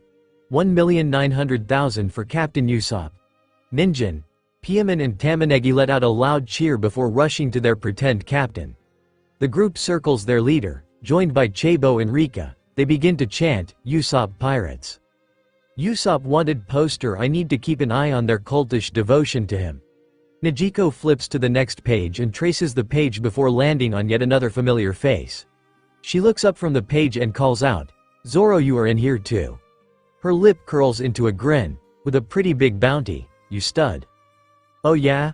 Rising to his feet, Zoro smirks as he crosses the room and roughly pulls the paper from Nijiko's hands. She points at his picture and he laughs. Bahahaha. You weren't kidding. 10,526. He looks up at Luffy. I'm catching up, Straw Hat. Roronoa Zoro wanted poster. As the crew celebrates their new bounties, Sanji rolls his eyes. Whatever. Who cares what number is in that stupid paper? He pulls out a cigarette and lights the tip before placing it in his mouth. Why does Moss Head get one and not me? He lets out a stream of smoke as he leans back on the couch. "What's my new bounty?" Luffy grins as he looks around expectantly at those holding newspapers. When nobody answers, he repeats his question. "Hello? What's my new bounty?" "Luffy," Nami says as she puts the paper down on the couch beside her and crosses the room. Meeting his eyes, she places her hand on his shoulder and rubs them gently. "Your bounty didn't get updated." As the captain's smile begins to fade, she says quickly, "I'm sure it was a mistake." She continues to rub his shoulder. "Or the government didn't want to bolster your reputation any more than they already have." "Yeah," Luffy looks up as hope fills his heart. "That's probably it. They must have forgotten to print mine." Flipping to the bounties section, Jimmy Scoops smiles to himself. "They used the pictures I sent from the Konami Islands. It's good to know I'm not that easily replaced." The topic of conversation shifts from the new bounties toward their expectations for the Grand Line as the ships continue their course toward Reverse Mountain. "Hey, you ingrates! Check out the paper!" shouts a tall, overweight woman with long orange curly hair and a masculine face. Slamming the World Economic newspaper onto a table, the woman looks at the others in the small house. A small man with a sword on his back and a relatively annoyed look replies, "What's it this time, Dayton?" He walks over to the table and leans across, reading aloud, "The Straw Hat Pirates." He looks up at the woman in confusion. "Straw Hat? Are they talking about Luffy?" "Sure is. Keep reading," says Dayton as the other bandits huddle around to listen. "Garp, you old bastard, we raised a good one." A coffin-shaped ship slowly drifts across the ocean, its occupant lounging as he reads the paper. The hint of a smile touches the edge of his lips and he casually traces the words, "Pirate Hunter Zoro," on the page. The memory of their recent fight is still fresh in his mind. "When the time is right, we will have our rematch, Roronoa Zoro." "Damn it." Slamming the paper into his desk, a tall older man with a long braided goatee and a mustache stomps around his office. Squeezing his fist, he slams it into his palm. "Another Monkey D from the East Blue causing problems? Your family is starting to piss me off, Garp." A knock sounds on the door to the office and a scared woman's voice calls out to him from behind the wooden frame, "Is everything okay, sir?" Yes. Everything is fine." He crosses the room to pet his goat's smooth fur. The feel of the hair running between his fingertips helps calm his breathing. He smiles at the animal. "Just an annoying article in the paper. Pay this old man no mind." In a small house, a stack of missing person posters rests on the edge of a wooden table. A heavy-set woman with dark green hair stares blankly into a bowl of cereal. A spoon hangs uselessly in her hand. Struck by an errant thought, she breaks the silence in the room. It's been almost 2 weeks. Placing her plate in the sink, another woman with short purple hair tied into a bun calls out, "They say Usopp vanished around the same time." A third woman with a slim figure wearing a pair of horn-rimmed glasses scowls at the others. "I knew he couldn't be trusted." Her gaze softens for a moment. "I shouldn't have." A man bursts through the door interrupting her. A copy of the newspaper tightly gripped in his hand, he exclaims, "You won't believe what's in the paper." The brown-haired woman leaps to her feet and hurries to the door.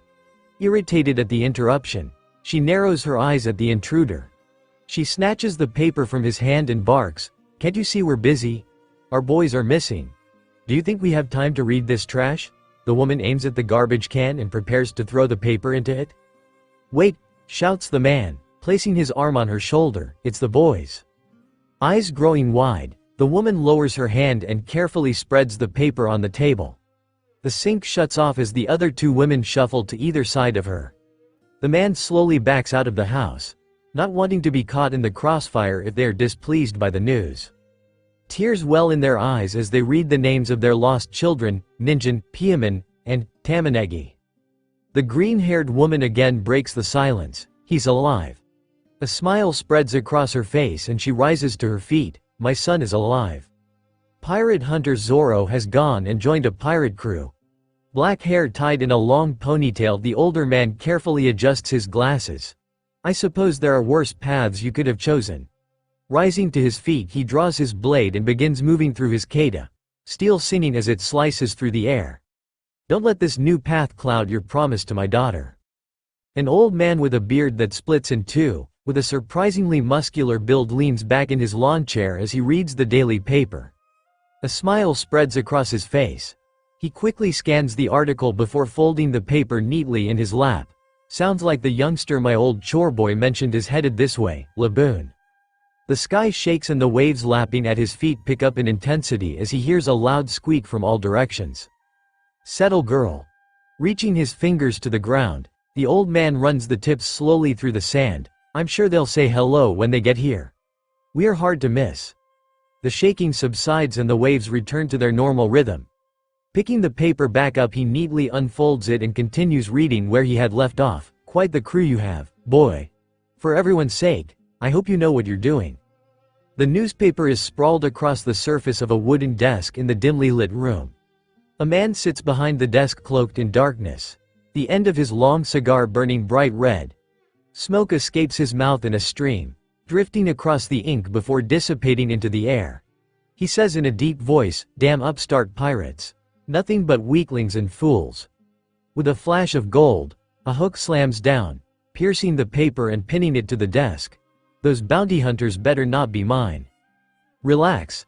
I'm sure it's just some wannabes trying to make a name for themselves. You know how the East Blue is, always churning out trash. A gentle voice calls out.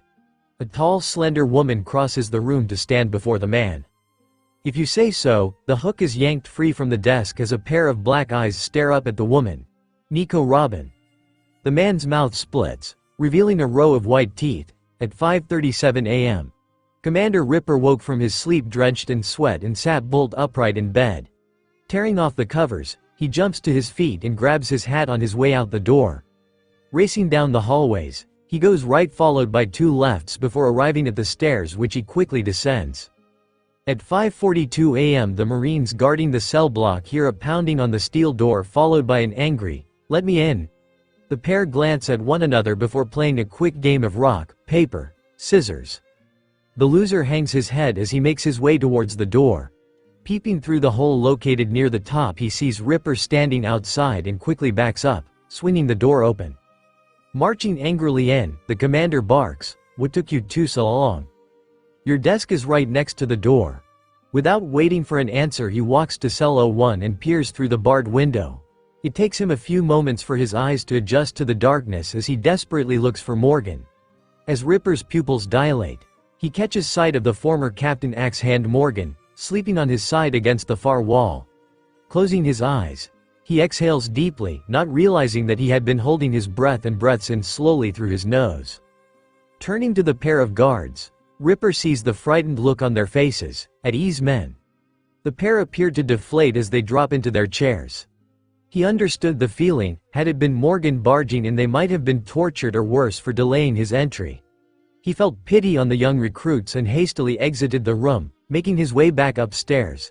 It was almost 6 a.m. For a moment he considered attempting to return to sleep again, but decided against it. Making his way to the mess hall, he passes by several tired Marines who snap into a salute as he passes. He cracks a grin. This level of respect and deference was going to take some getting used to. Pushing open the doors to the mess hall, his eyes immediately go to the clock on the wall, which reads 6:02 a.m. That meant food was already being served. Looking around, he sees the empty tables and is dumbstruck for a moment before he remembers that the day before that he had made the Marines promise to go without food for a week as punishment for letting Luffy and his friends escape. Sighing, he turns and leaves the cold room and heads outside to the training yard. It was early, but several of the newer recruits were already out practicing. Breathing in the cool morning air, he hears the pounding of footsteps running towards him. Turning towards the noise, he sees Lieutenant Junior, Rakaku. Once the man is close enough to slow his pace, Ripper asks, "What's got you running this early in the morning, Lieutenant?" Panting, it takes Rakaku a moment to catch his breath before he responds, "We found something at the docks this morning, sir." Intrigued, Ripper raises his eyebrow. "What exactly did you find?" The lieutenant was generally a calm man. If something had him this worked up, it had to be big. Reaching into his coat pocket, the lieutenant produces a bottle with a note tucked inside. On the outside of the bottle is written, "To Commander Ripper." He hands the bottle over. "We were afraid to look without you." Taking the bottle, Ripper turns it over several times, studying the writing. The strokes were neat, but the spacing was imprecise. It looked like it was done by an amateur who was imitating a professional typographer. Shifting his gaze back to Rakaku, he says calmly, "Meet me in my office at 0630. With that he walks away, headed towards the base's main office building. As he passes by the rooms he pauses in front of his former office and gently presses his fingers against the glass. His nameplate had already been moved to the new location and through the glass he sees a barren desk, devoid of life. It felt like looking into the grave of his former life. Ripping his eyes from the room he continues down the hallway before reaching Captain Mo, his new office. It was significantly larger than the other offices, a fact that he hoped to remediate in the upcoming months as part of his campaign to show solidarity with his fellow Marines. Pushing through the doors he approaches the large desk. He runs his fingertips around the immaculate wooden surface. It was the perfect reflection of their former captain, gaudy in all of the wrong ways, full of self-importance without a thought for anyone else. Reaching the seat he takes a deep breath before pulling it out and climbing onto it. He places the bottle onto the desk in front of him and glances up at the clock above the door. It showed 6:28 a.m. He wouldn't need to wait long for Rakaku's arrival. At exactly 6:30 a.m., his door opens and the Lieutenant Junior walks through the door, closing it quietly behind him. Walking around the table to stand beside Ripper, the lieutenant asks, "Is it ever going to feel normal coming in here? I half expected to see Morgan throwing one of his tantrums in here." Chuckling, Ripper responds, "Me too, Rakaku. It'll take some time, but I think we'll be rid of his stench eventually."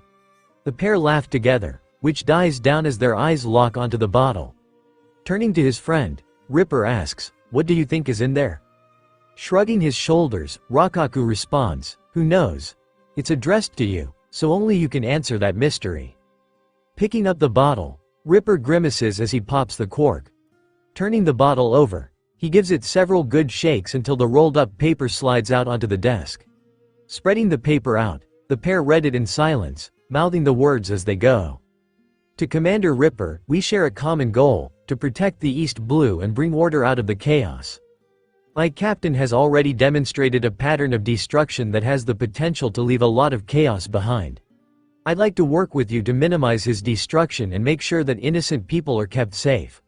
I trust that you will agree this is for the best. Sincerely, Pirate Justice PS. Find Ririka. She knows what to do next.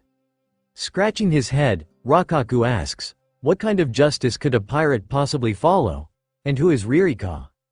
Pushing his seat back, Ripper continues to read over the note as he nods his head. "I'm not sure about this pirate justice thing. But I think I know where to find Ririka. Follow me."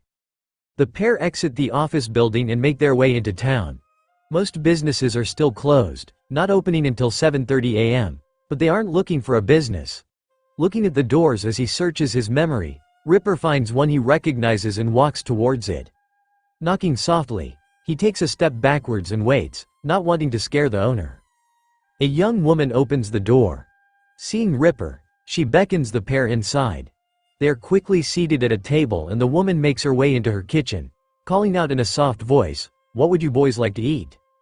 Preparing to turn down the offer for food, Ripper is cut off by Rakaku's loud voice, "Eggs over medium on toast for us both, please." Frowning, Ripper asks, "What about the punishment? If any of the Marines see us eating after telling them they can't, I'll have a mutiny on my hands." Spreading his arms, Rakaku says with a chuckle, "Hey, you see any other Marines here? Lighten up, Ripper. Some rules are made to be broken."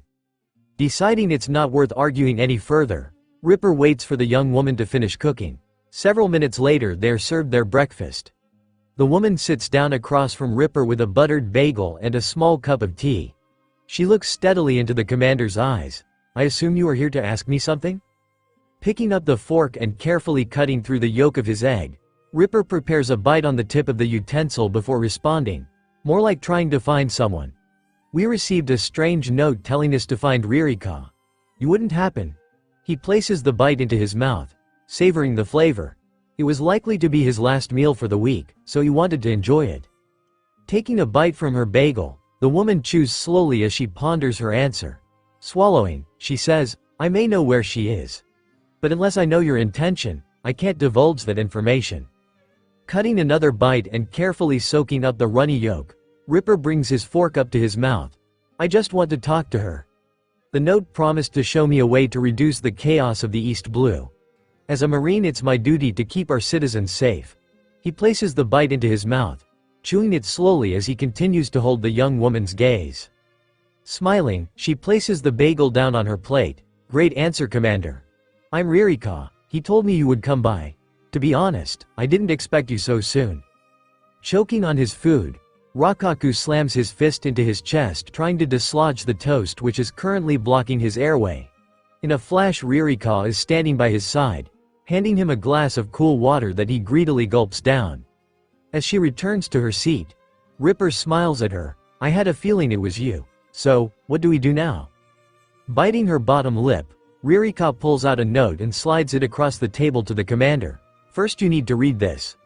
Rakaku leans close to Ripper as the pair read the note. To Ririka, you need to work with the 153rd Branch Commander to help the people of the East Blue. Think of this as a way to stay connected to Rika on her journey. Your Den Den Mushi is going to be our main point of contact. Otherwise Marine Headquarters would eavesdrop on our communications. It is unlikely that I will call you directly, but others will call on my behalf. Stay safe and stay alert. Time is of the essence. Sincerely, Pirate Justice. Two sets of eyes dart to the Den Den Mushi hanging from the wall, before returning to the note. Eventually they look up at Ririka, who has resumed eating her bagel. Slowly Ripper asks, I don't suppose you are willing to tell me. She is cut off with a stern look from Ririka. Never. They made me promise not to reveal their identity no matter what. All I can tell you is that they have a good heart. That didn't help narrow the pirates down at all. All four of the pirates had shown bravery and character in their battle against Morgan. Knowing there isn't much more to say for now, the trio engage in idle chit-chat as they finish their meals. Once they finish and thank their host, Ririka walks the pair to the door. On the way she casually says, even if we don't hear from Pirate Justice, I'd love to share another meal with you sometime, Commander Ripper. Eyes focused on the door ahead of him, a blush rises up Ripper's cheeks and he tries to think of a response. Eventually the fog in his brain clears. I'd love that, Ririka. Slapping the commander's butt, causing him to jump slightly, Ririka replies, how about tomorrow night? And make sure to leave your friend here back at the base.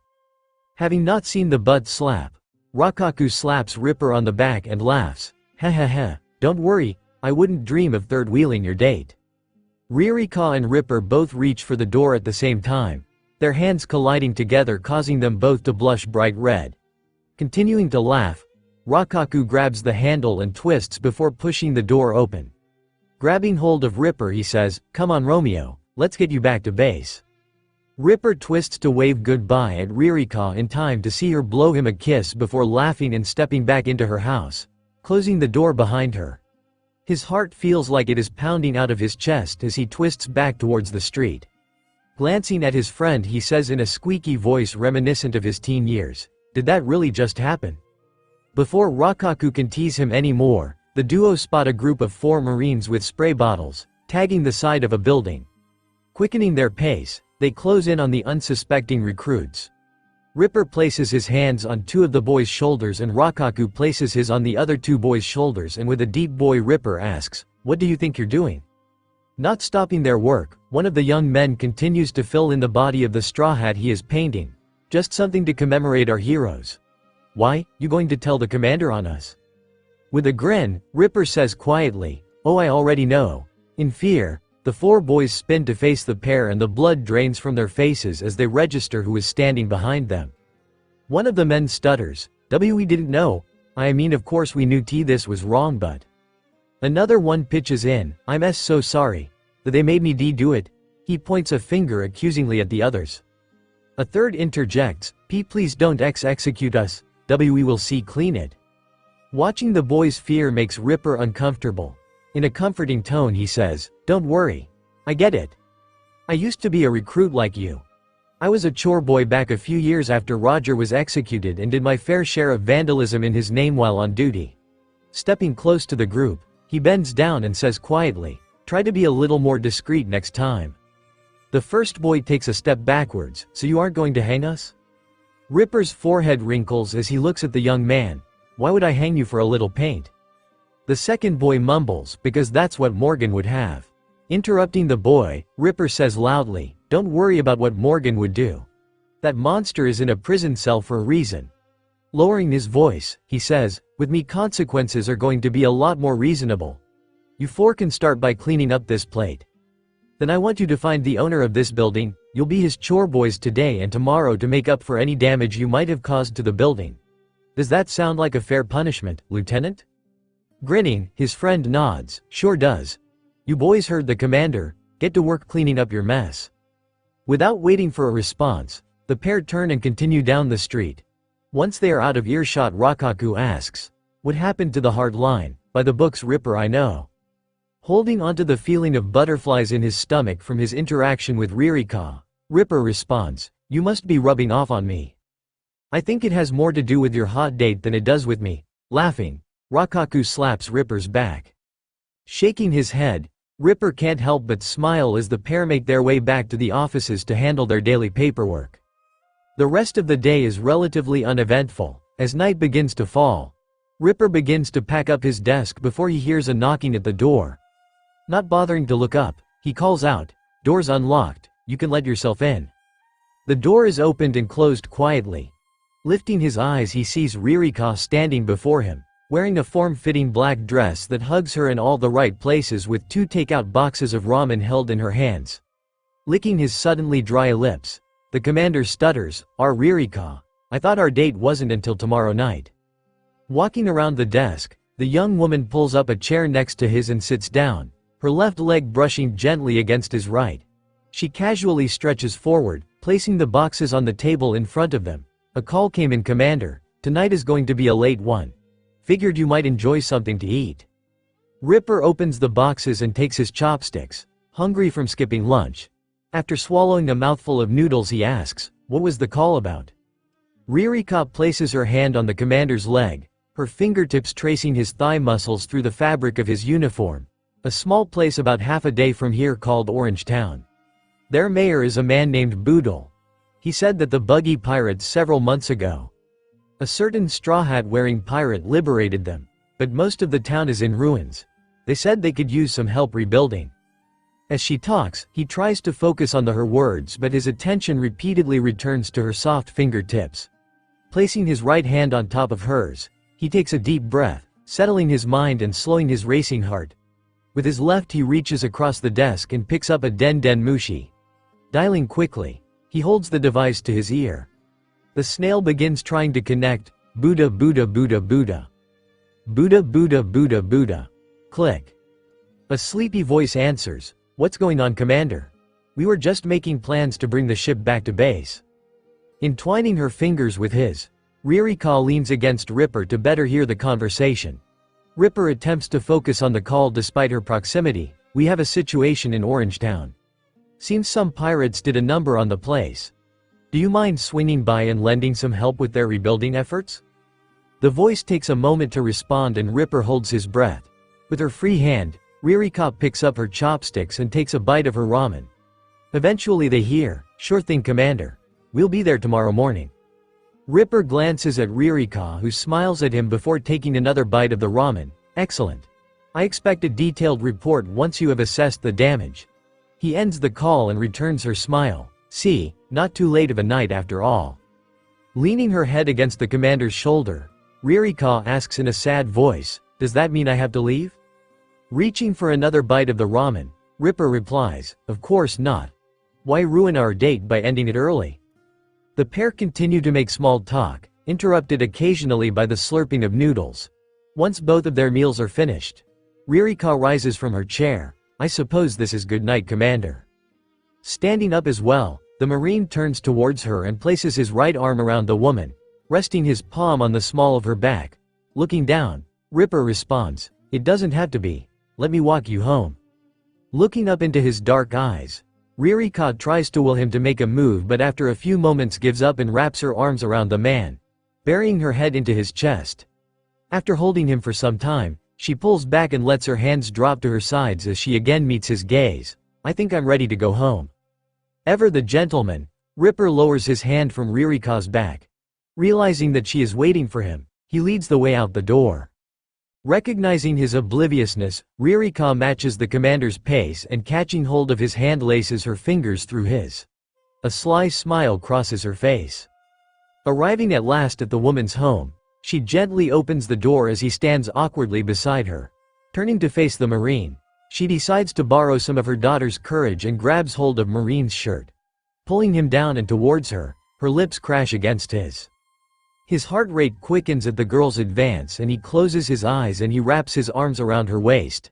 He doesn't notice that she has led him over the threshold until he hears the door close behind him and the click of the lock.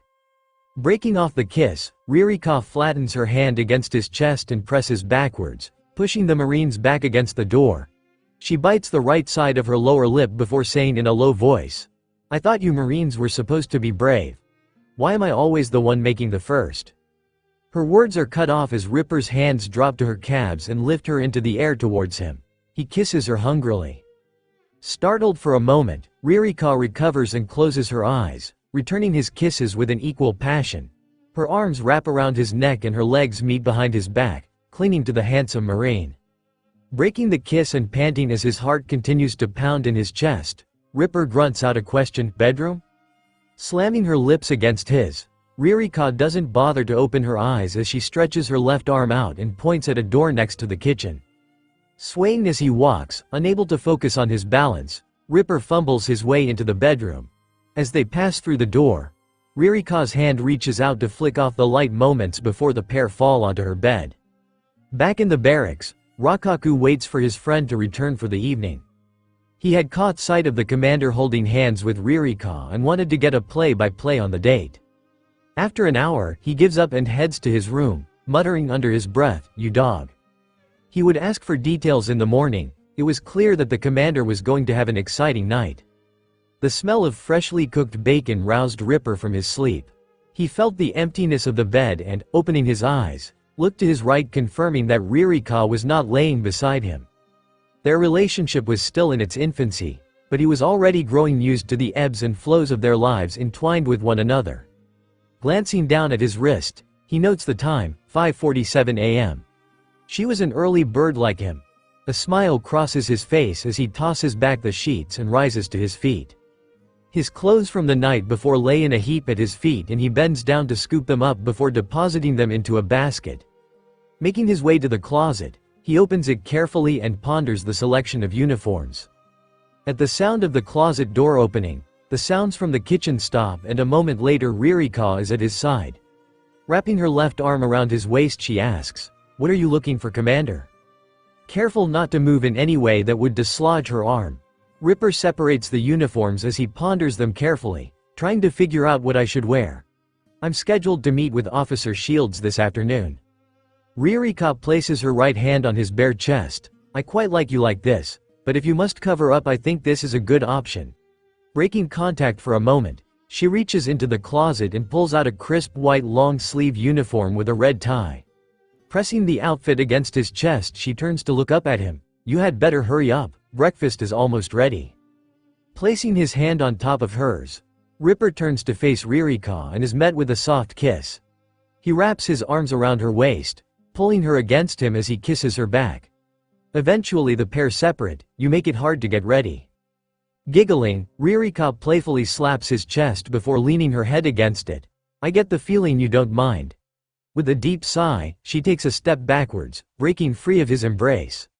Shooting him a smile she turns and heads back to the kitchen, calling over her shoulder, "Hurry up, Commander."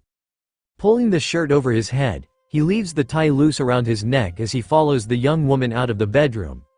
Just as Ririka is about to reach the stove his arms wrap around her waist and she is pulled backwards into his firm embrace. She smiles contently before gently tapping his arm with her hand. The bacon is about to burn. He whispers into her ear, "Damn," before releasing his hold and walking to the table to take a seat. A moment later she arrives with 2 plates loaded with bacon, sausage and pancakes. Placing one in front of the commander, he waits until she sits before taking his first bite. Through a full mouth Ripper manages to get out, "I'm supposed to be fasting with the rest of the Marines." He digs back into the food, not waiting for an answer. Bringing her hand up to stifle a giggle, Ririka chastises the Marine, "It's not polite to talk with your mouth full. Besides, You could always say no thank you to the food. She carefully cuts a bite-sized portion of pancake and sausage and stabbing them with her fork places them into her mouth. His meal already half finished, Ripper pauses his eating for a moment to respond, as if I could ever say no to you. Ririka cheeks flush. I think you should give your men a break, didn't they suffer enough under Morgan? Ripper says with a sigh, I suppose you are right. I'll let the chefs know we are ending our fast early. He again begins to dig into the food, now with a clear conscience. The pair make small talk as they finish their meals. Standing up, Ripper checks the time, 6:07 a.m. The kitchen would normally be opening around this time. Collecting both of their plates, he places them carefully in the sink. Can I make a quick call? Following the Marine, Ririka turns on the water and lets it heat up. Of course, steam begins to rise from the sink and she begins carefully scrubbing the dishes. Picking up the den mushi, Ripper tries to remember the number for the kitchen. After a moment it comes to him and he dials it in. The snail begins shaking as it attempts to connect. Buddha Buddha Buddha Buddha. Buddha Buddha Buddha Buddha. Buddha Buddha Buddha. Placing the plates out to dry, Ririka collects her pan and places it under the hot water. Nobody there? Ripper shrugs his shoulders as the snail continues buzzing. Buddha Buddha Buddha. Buddha Buddha Buddha. He begins to lose hope before he hears the noise he had hoped for. Click. Before the person on the other end can say anything, he announces, "This is Commander Ripper. Who am I speaking to?" A gruff voice responds, "Head Chef Carson here. Was cleaning up the kitchen, making sure nothing got into the food stores. What can I do for you?" The sink continues to run as Ririka cleans the pan and sets it beside the plates to dry. Once she is satisfied that the job is complete, she turns off the water. Let the other chefs know that the kitchen is open for business. Ripper smiles at Ririka, who returns his smiles as she makes her way to him, a mischievous look in her eyes. There is a long pause on the other end of the line. Ripper's breath catches in his throat as Ririka slowly loosens his tie and releases the top button from his uniform. The tension is broken when the voice returns. Are you sure about that, Commander? He tries to focus on the call as his attention is pulled by the woman who is continuing down his shirt, revealing more of his skin with each button. His cheeks grow warm and his breathing speeds up slightly. Why yes. I think they have suffered long enough. As she releases the final button of his shirt, Ririka runs her hands up his now bare chest. Wrapping her arms around his neck, she kisses his chest. Looking up into his eyes, she gives the commander a look that he has become very familiar with. The voice on the other end sounds confused. Is everything okay, Commander? You sound nervous. Heart pounding in his chest, Ripper takes a step back and bumps into the kitchen island. His movement is mirrored by Ririka, who pins the helpless Marine against the hard surface. Coughing to try to cough his nerves, he firms his resolve and says into the receiver, "I'm fine. Just something caught in my throat. I must be going now." Without waiting for a response, he disconnects the line and places the snail on the counter behind him. Looking up at him with innocent eyes, Ririka says, "I wish I had something caught in my throat." His eyes go wide. "You are going to get me fired one of these days." He places his arms on her waist and in one fluid motion lifts the woman into the air and places her over his shoulder.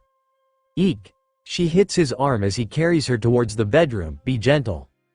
A little over an hour later, Ripper was standing at the training grounds watching a squad of Marines practice under the supervision of Warrant Officer Blanche.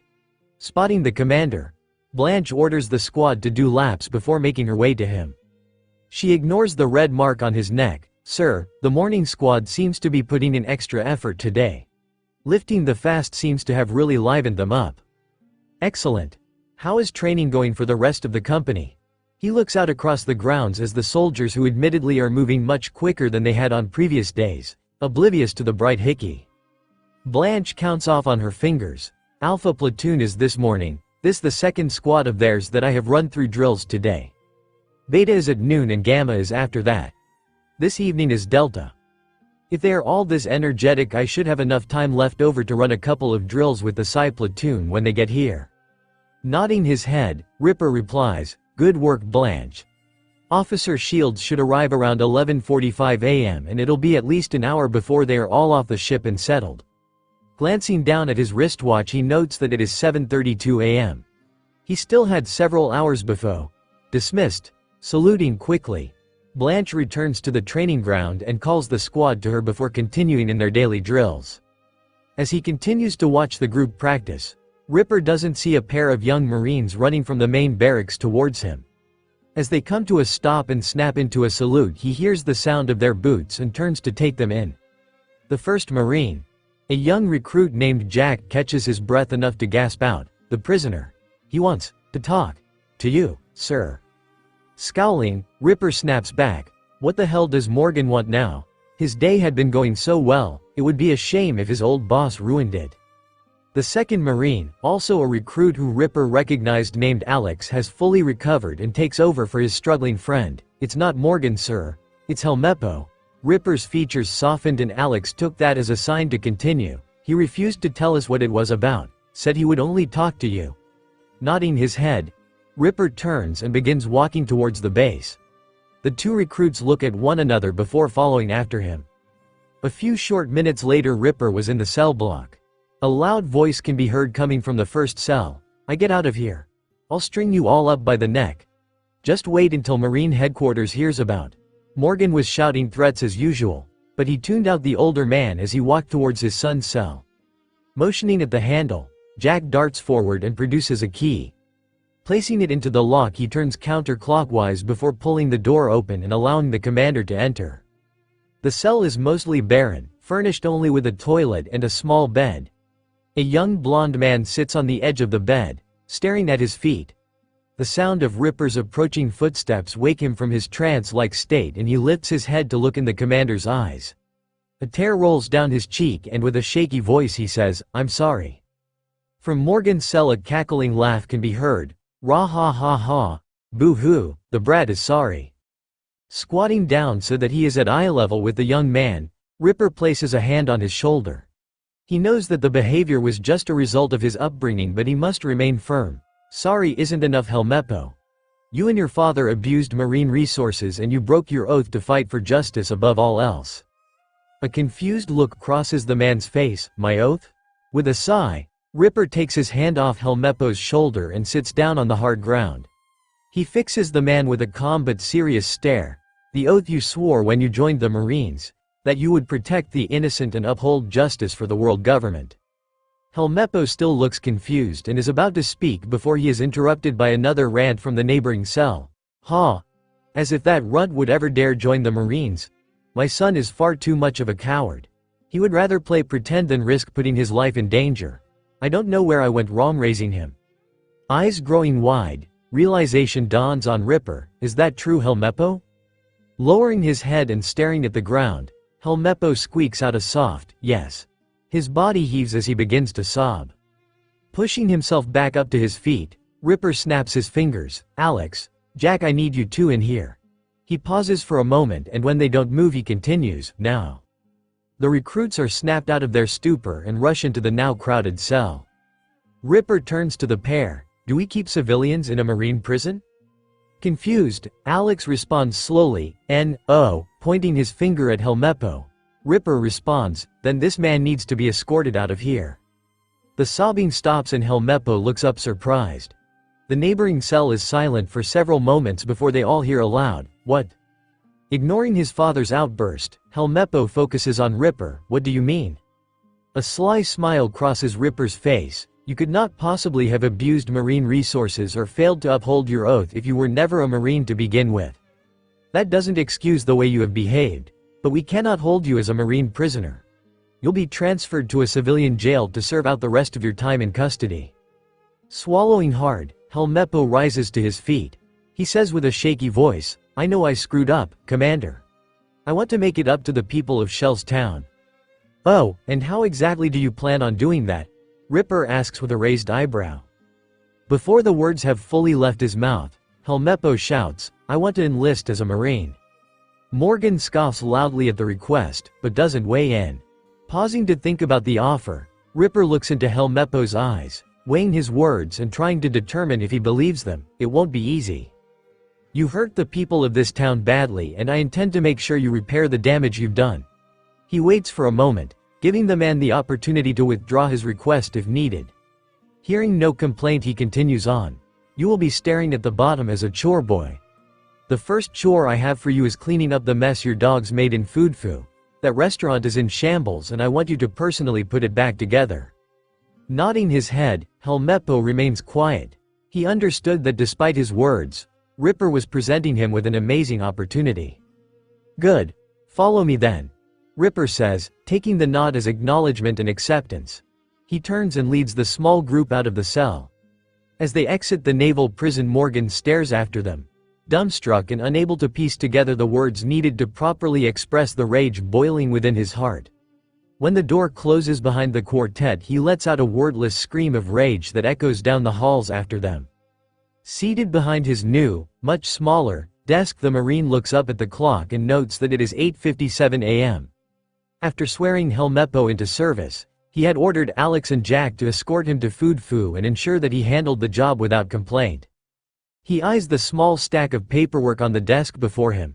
It likely was going to take him the remainder of the morning to go through all of it. Paperwork was the biggest downside of running a military base. At 11:52 a.m. a Marine entered his office, alerting him to the arrival of Shields and his platoon. He had until at least 1 p.m. before their meeting, which meant plenty of time to eat and prepare himself. He is about to stand and accompany the young Marine to the mess hall when the Den Den Mushi on his desk began to ring. Buddha Buddha Buddha. Signaling for the younger man to exit the office, he waits until he is alone before picking up the receiver, letting it ring another 2 times. Pressing in the receiver, he hears the familiar click. Before he can ask who is calling, a deep voice calls out, "Is Commander Ripper there?" Ripper racks his brain. He knew the voice but couldn't quite place who it belonged to. "This is Ripper. May I ask who is calling?" The sound of chewing can be heard and then a throat being cleared before the voice returns. "This is Vice Admiral Garp from Marine Headquarters. Is this call private?" Ripper eyes grow wide and he almost drops the snail. The man on the other end was Vice Admiral Garp. Hero of the Marines, Garp. He was a living legend. A man who had repeatedly gone toe-to-toe with Gold Roger, the former king of the pirates. Apparently he had taken too long to answer and Garp asked, "Are you still there, Ripper?" Shaking his head and blinking his eyes, Ripper calms his thoughts. "I'm here, sorry." Kya ha ha ha ha. Got ya nervous huh? Not every day you hear from Marine Headquarters.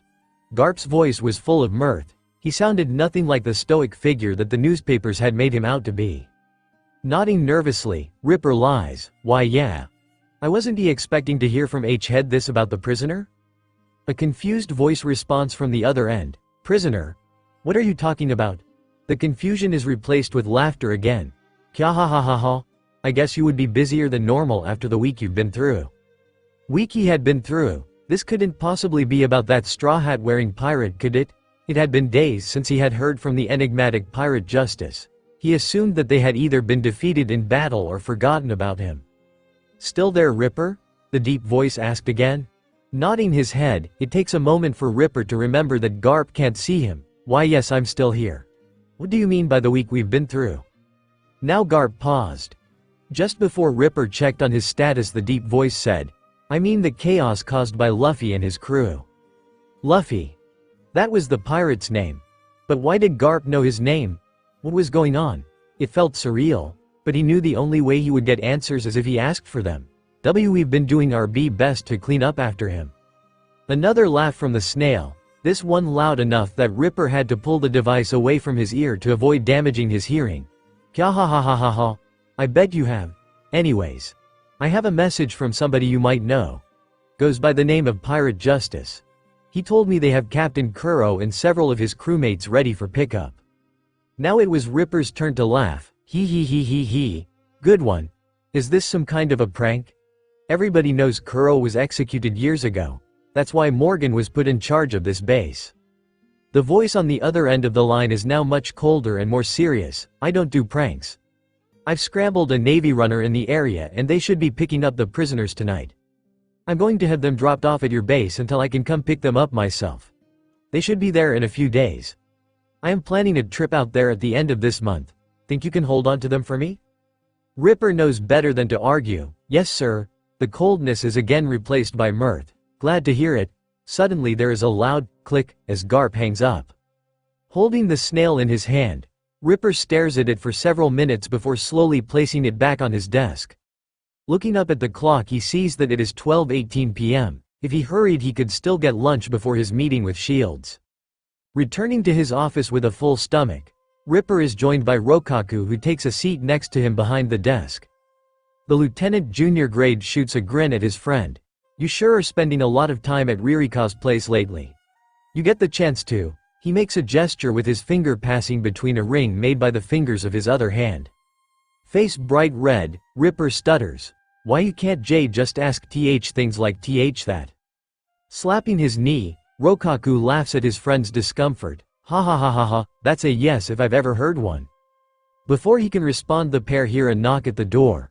Looking through the glass, they see Chief Petty Officer Shields outside waving at them. Motioning for him to come in, Ripper chooses to let Rokaku stay. Opening the door to let himself in, Shields takes a seat on the opposite end of the table across from the pair of higher-ranking officers. Realizing that the newcomer will likely not speak out of turn, Ripper asks, "Have you brought the report on Orangetown with you?"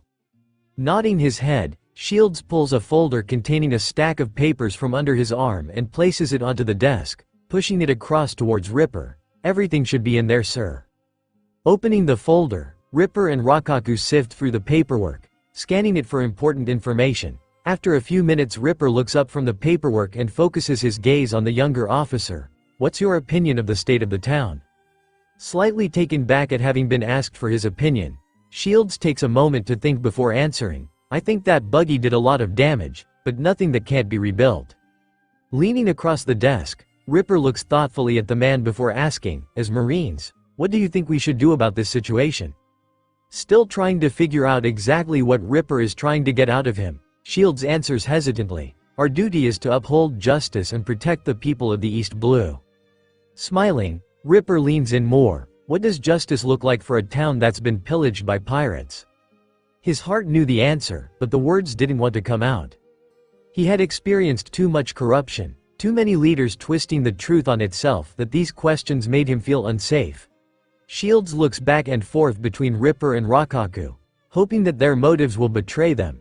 Seeing nothing but honesty in their eyes, a spark of hope is ignited within him and he blurts out, "We make things right for them, sir. They didn't deserve to go through this. We failed them by not stopping Buggy. It's our duty to make it right." Ripper nods his head in agreement. What will it cost to make things right for Mayor Boodle and the people of Orangetown?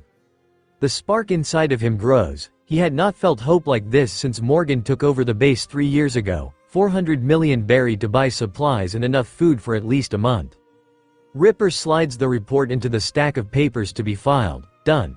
Write up the order and bring it to Rokaku's office this afternoon. He'll make sure it's all loaded onto the ship and ready for you in the morning. Do you mind another trip to Orangetown?" He couldn't fight back the smile from his face and Shields rose from his chair, saluting the pair. "Yes sir, right away sir." Filled with joy, his heart felt like it was going to burst from his chest. He quickly turned and exited the office, making his way to where his platoon was waiting to share the good news with them. Once they were alone, Rokaku said slyly, "Punishment for teasing you about your girl?" Ripper feigned innocence. "I have no idea what you are talking about, Rokaku. You're the best man for the job here." Rolling his eyes, Rokaku pushes his chair back and rises to his feet. "Whatever you say, Captain. Guess I better head back to my desk so I can get started on my paperwork. Sounds like I'm going to have a busy night." Waving at his friends as he exits the office, Ripper laughs. "Ha ha ha. Sounds like a good plan, Rokaku." Once his office was empty, Ripper leaned back in his chair thinking about the chaos of the day.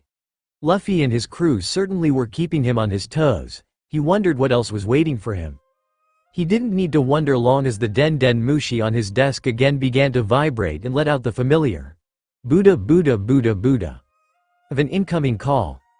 Hovering his hand over the snail, he pauses for a moment, allowing 2 more rings before picking it up and is rewarded with a loud click. "Commander Ripper of the 153rd here. May I ask who is calling?" he says into the snail. Luckily this time he was given the opportunity to speak before being cut off and he was determined to make use of it. A voice screamed at him in response, "It's Anatoly of the White Dog Pirates. I was told to call this number." Holding the snail as far back as possible he yells, "You don't need to hold it so close to your mouth." Letting out a deep breath he calms his nerves and responds, "Pirate A? Who told you it was a good idea to call a marine base? He had a feeling he knew why they were calling, but needed to get confirmation. There is a long pause, and for a moment Ripper thinks he might have scared the pirate off before the voice returns. Someone named Pirate Justice. They left us a note, saying that we should do whatever you tell us. Of course it was Pirate Justice, the enigmatic mystery that was his life from afar. But what use could he make of a group of pirates? His pause was clearly too long as the voice from the other end asked, "You still there?" Bringing the snail to a more normal distance from his face now that the person he was talking to was clearly using theirs correctly, he responds, "Pirate Justice, huh? I guess that means you met Luffy." The voice on the other end pauses again, and Ripper scratches his head in confusion. Had they somehow met Pirate Justice without meeting his captain? The voice returns, "You mean that stretchy weirdo with the straw hat?" He can't stop himself from bursting into laughter. What a perfect description of the chaotic pirate. Ha ha ha ha, sure. That's him alright. So, you're supposed to do anything I tell you, eh? The voice on the other end pauses a moment before responding, "Yeah, so, what should we do?" Ripper leans back in his chair. Scanning his desk, his eyes settle on the report that Shields had delivered, and an idea strikes him. "Do you have experience building houses?" The sounds of shuffling and several muffled voices on the other end cause Ripper to tilt his head to the side before the voice returns. "Yeah, a few of us do." "Why?" "A few of you? How many people am I ta?" He stops himself and closes his eyes, trying to focus on what is important. Opening them, he says calmly, "Never mind, that's great. There's a place in the Organ Islands called Orange Town. The buggy pirates did some serious damage there, and they really need help rebuilding the place. I've got a shipment of supplies that should arrive tomorrow. Do you think you and your crew could help them rebuild?" More shuffling is picked up by the snail and broadcast as Ripper waits for a reply. "I think we can do that. We are only about a day and a half from the Organ Islands if we sail straight there. We'll meet your men and see what we can do." Already regretting his decision, Ripper places his left hand against his temple and rubs it in a slow circle. "Great. And listen, I don't want you causing trouble for the people of that town, so try not to do anything." He pauses for a moment, searching for the right word. "Weird, okay.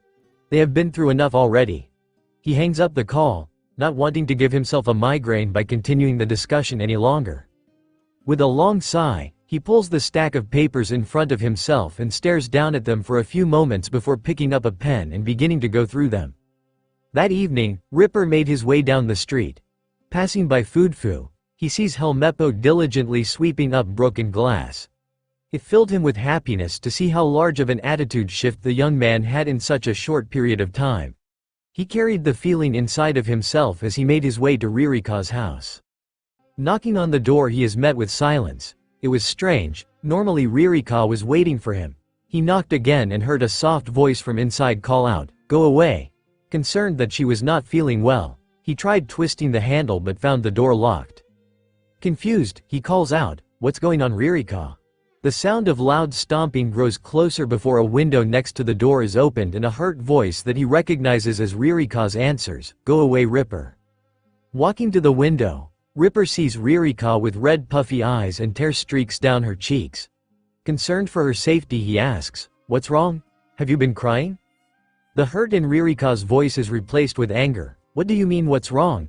Look down the street, Ripper. You let out the monster who hurt my daughter." Realization hits Ripper like a truck and he presses his palm against his forehead. An apology wouldn't be enough here. She would need time to come to terms with his decision. It's complicated.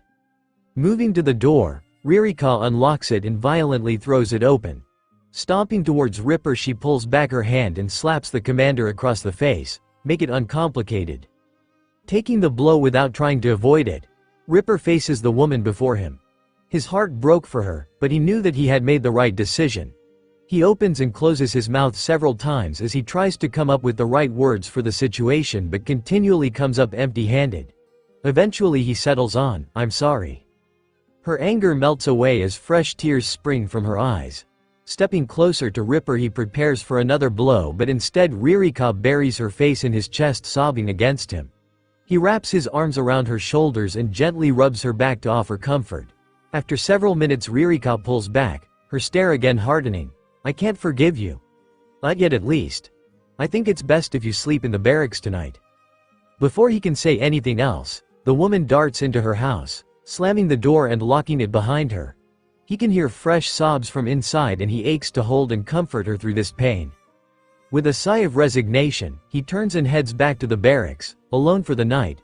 Ripper was roused from sleep by the beeping of his alarm clock. He quickly silences it and rolls out of bed.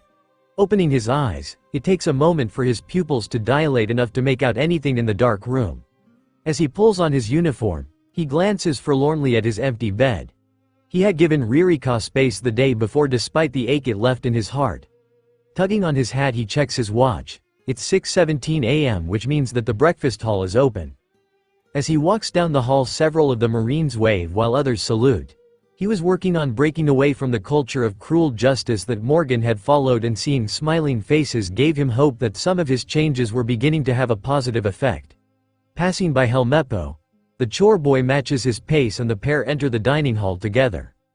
Grabbing a tray, the blonde-haired Marine asks, "What can I help with today, sir? Food is as good as new."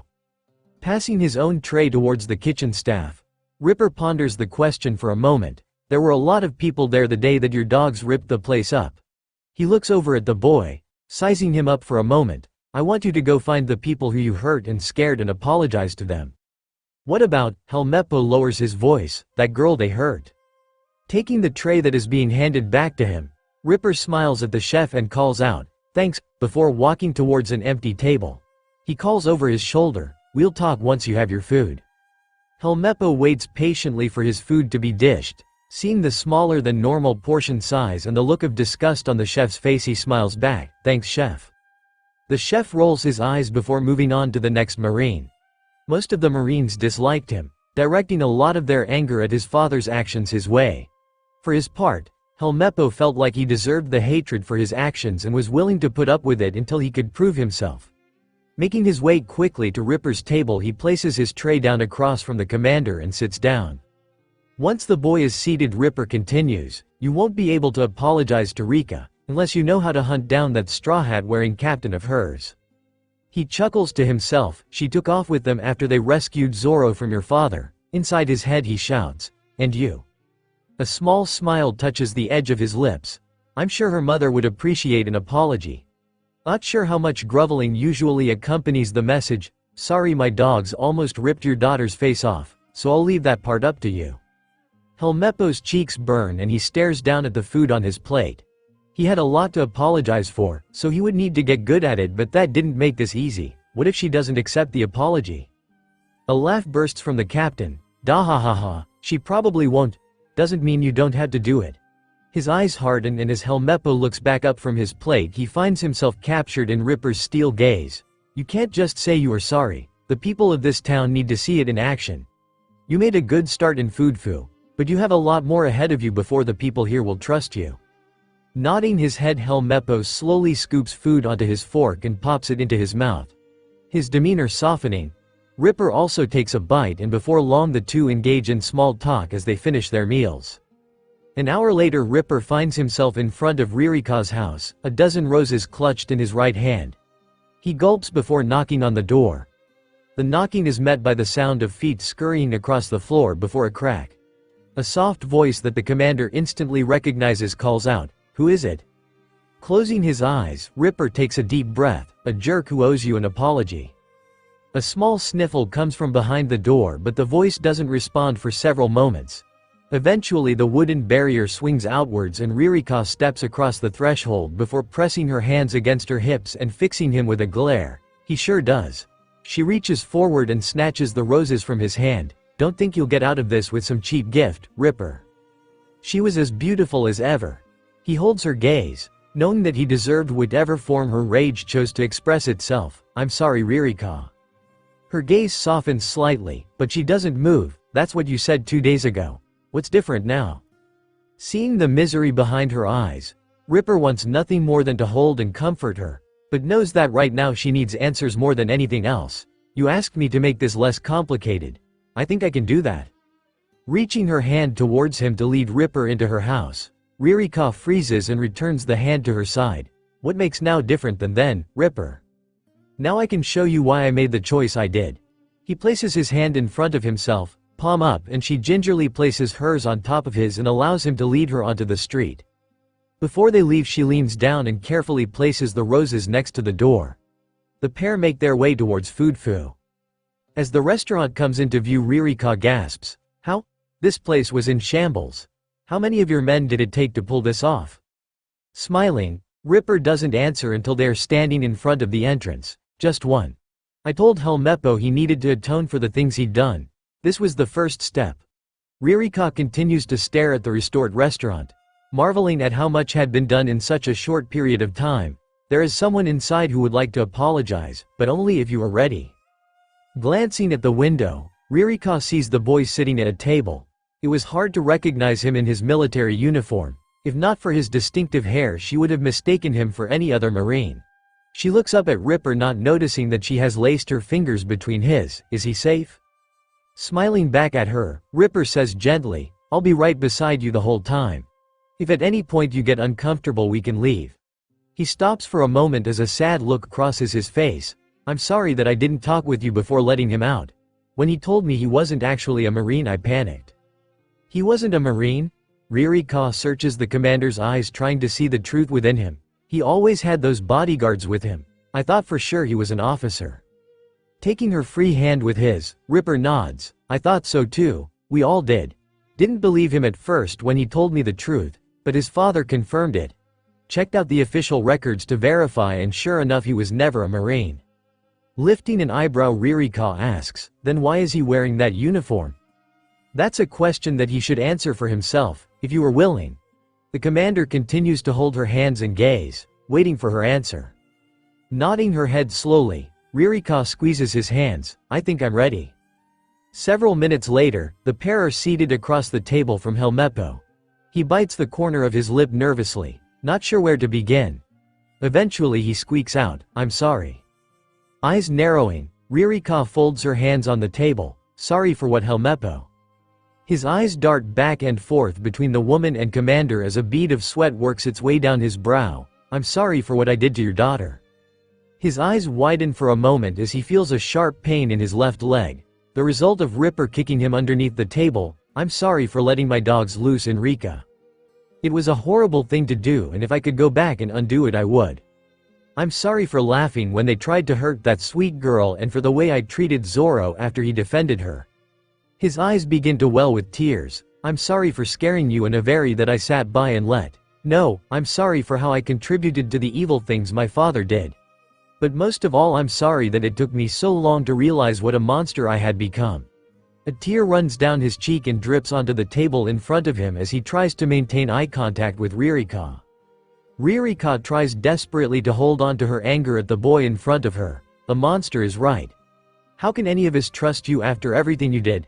How dare you wear that uniform after the pain you put us through?" Helmeppo looks over at Ripper pleadingly. "Commander, what do I?"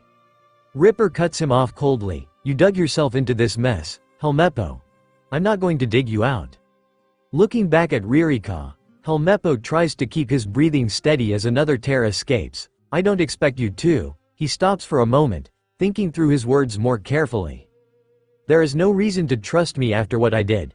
I just hope that I can do enough good that someday people won't fear me. As for the uniform," he again looks at Ripper for a moment before shifting his gaze back to Ririka. "The commander decided to take a chance on me. I owe him my life." His defenses shatter and the tears begin to flow more freely, running down each cheek and forming twin pools on the table below. Reaching into her pocket, Ririka pulls out a handkerchief and dabs at the boy's cheeks as her motherly instincts kick in. She pauses for a moment as she realizes what she is doing before handing the fabric to Helmeppo, who takes it appreciatively and uses it to soak up the remaining tears. As he is recovering, she says hesitantly, "I think." She looks at Ripper and he nods reassuringly at her before going on. "I believe you. This doesn't undo the hurt that you caused my family, but this is good." As Helmeppo begins to move his lips to speak, she reaches out and places her hands over the fists he has balled up on the table in front of him. "I forgive you." Bursting into renewed tears, Helmeppo doesn't bother to hold them back as his heart is filled with joy. Beside Ririka, the commander is grinning wide as he watches the pair share in each other's healing from the traumatic event. An hour later, Ririka and Ripper return to her house. Standing outside the frame, she hugs the commander and says in a soft voice, "Thank you, Ripper." Placing his chin on top of her head, he takes in the flowery smell that he so desperately missed in their time apart. "No, thank you for trusting me." Placing her hand on his chest, she pushes back far enough that she can meet his eyes. "I missed you." Nodding in agreement, he leans in for a kiss but she turns her head to avoid it. "I need to take things slower this time." She looks back up into his dark eyes and places her hand on his cheek. "I think we both need more time to heal, but that doesn't mean we can't be together." Pulling her tightly against his chest, he enjoys the feeling of her heart beating against his chest. "As long as we are together you can take as long as you need." A smile spreads across Ririka's face and she nuzzles against his chest for a moment before pulling backwards and away from his embrace. "I have some work I need to do in the house. I'll see you later, Commander."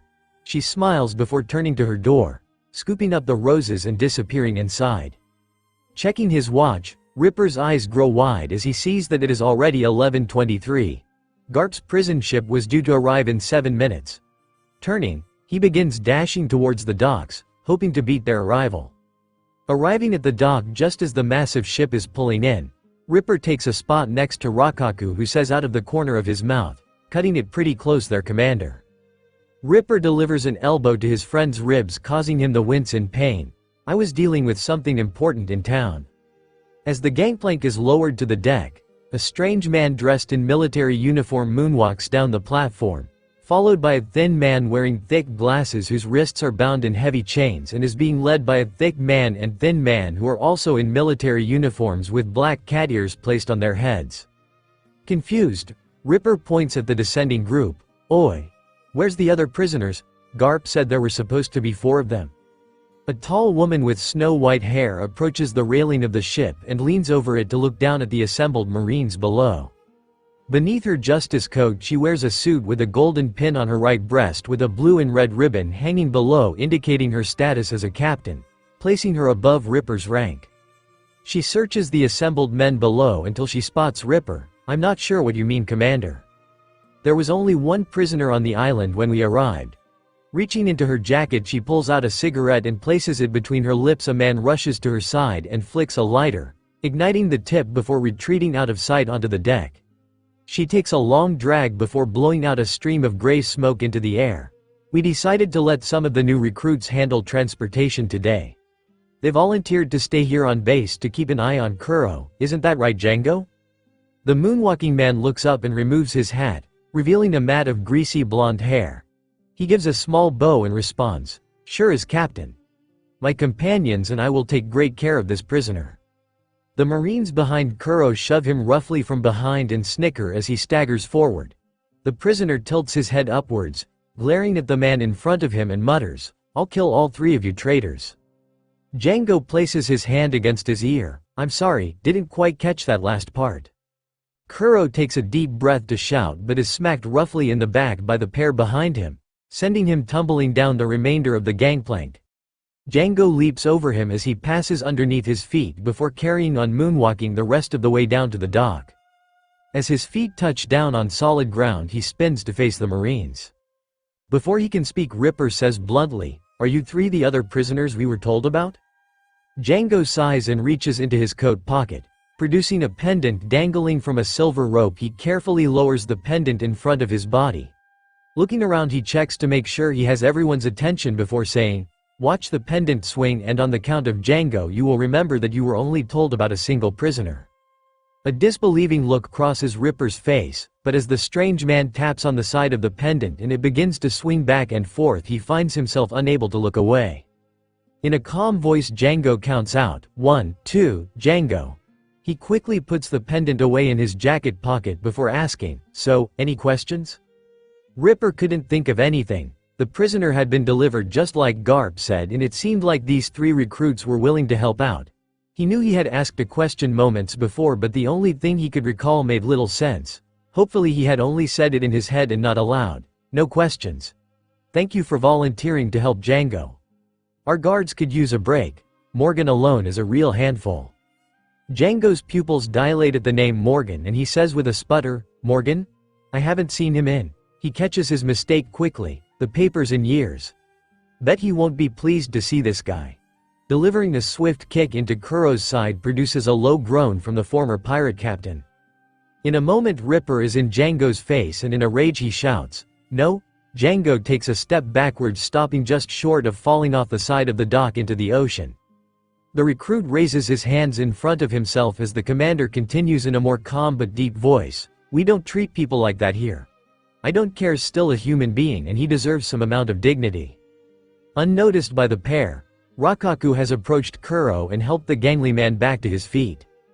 From the boat, the captain clears her throat, causing both Django and Ripper to turn their attention to her. "Django, you should pay attention to the commander. He seems to have a good head on his shoulders."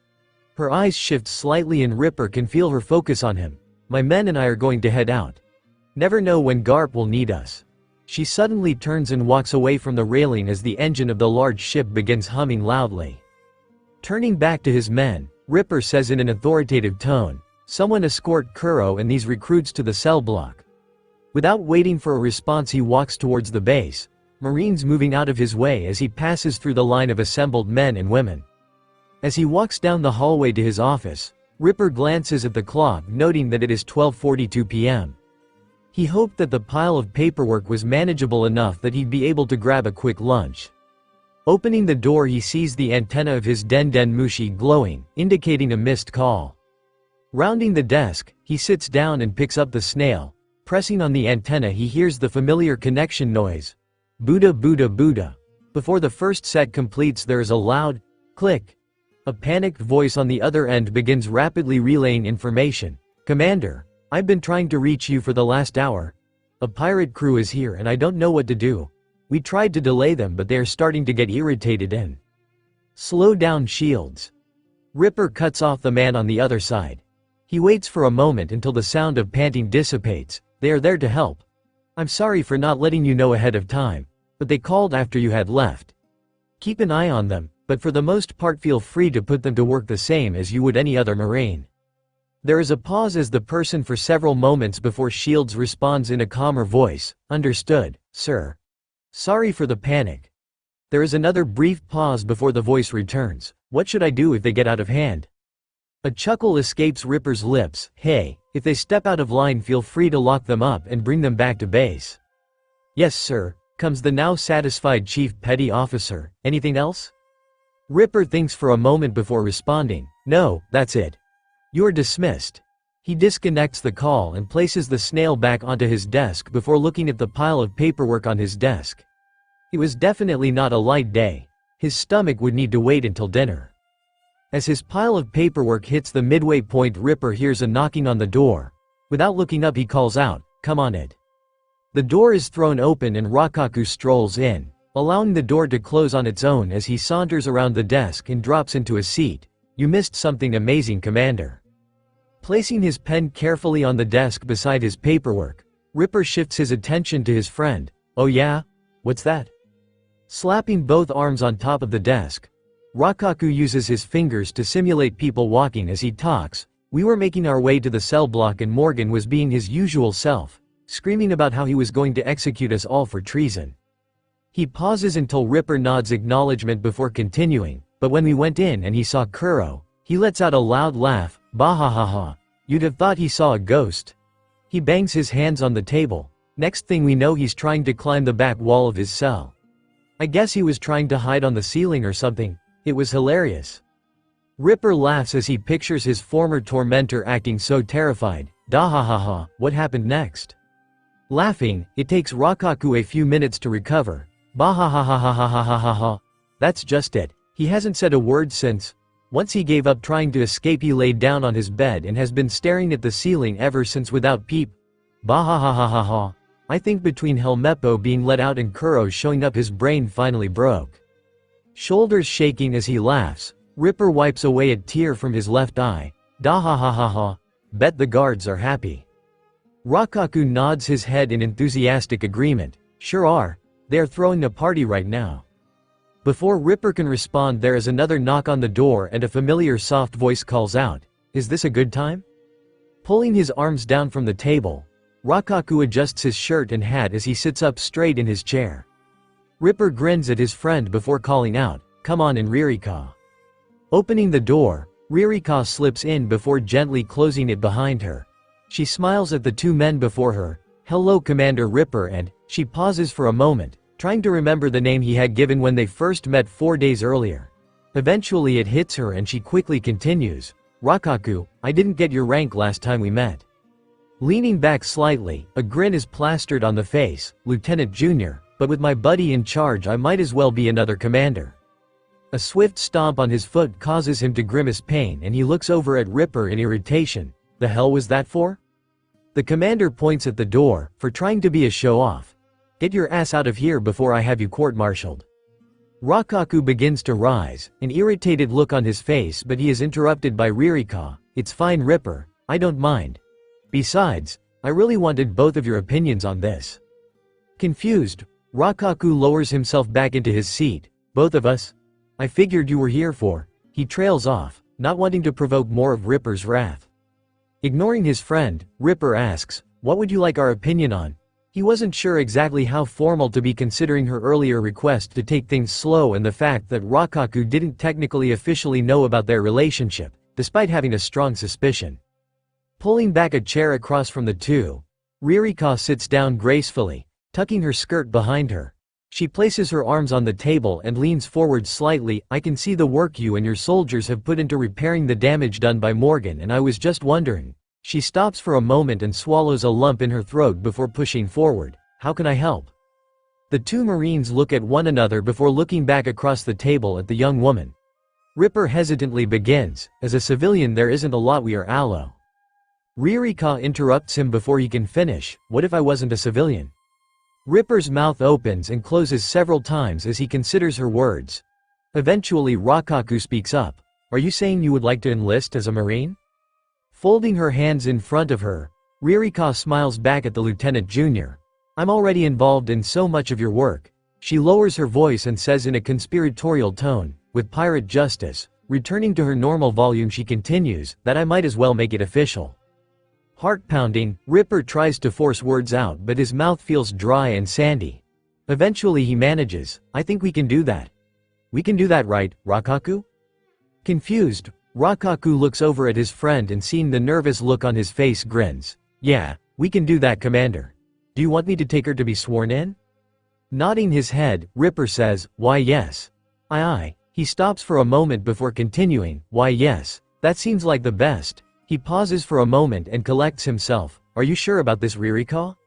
She nods her head slowly. "If you had asked yesterday I would have probably said no, but after seeing you..." She stops and bites her lip for a moment before continuing, "Oh, effect you had on Morgan's son made the choice for me. I want to be part of this. I'm tired of being on the outside looking in." Rising to his feet, Rakaku rounds the table and offers his hand to Ririka, who accepts it willingly. "I've got it from here, Commander." He turns around and winks at Ripper, unseen by the young woman. "I'll make sure she gets everything set up." Ripper nods, almost robotically, still trying to take in everything. That. He blinks several times, forcing some of the fog in his mind to clear. "Sounds good, Rakaku. Thank you." Shifting his attention to the young woman, Rakaku leads her to the door and opens it before walking her down the hall for paperwork. It takes Ripper a few minutes to recover his faculties and return to his paperwork. As he signs his name on the bottom of the last paper in his stack, Ripper looks up at the clock. It's 7:38 p.m., meaning he had another 22 minutes to get to the dining hall before they finished serving dinner. Pushing against the arms of his chair to rise, he is stopped by the Den Den Mushi, which begins buzzing as it calls out, "Buddha, Buddha, Buddha, Buddha." A battle rages in his mind. If he answered he would certainly miss his second meal for the day. But it may be important. The snail continues buzzing. "Buddha, Buddha, Buddha, Buddha." Eventually he gives in, picking it up and connecting with a loud click. He lets air slowly out of his nose before saying, "Commander Ripper. May I ask who is calling?" The sound of food being noisily slurped down on the other end of the line is cut short with a loud belch followed by a deep voice, "Burp. Hey Ripper, it's Garp." Frozen, he stares at the phone in his hand. Why is he calling again? Did I mess something up with the prisoner drop-off? Not wanting to let too much time pass before answering, he stutters, "Hey Vice Admiral. What can I do for you?" The man on the other end roars with laughter and he hears dozens of voices making shushing noises before the deep voice returns. Biwahahaha. Don't be nervous, son. Just wanted to let you know I'm moving my trip a bit earlier. Should be at your base by the 24th. Make sure you have the prisoners ready when I get there. Nodding his head mechanically, Ripper eyes dart around his desk until he sees a notebook.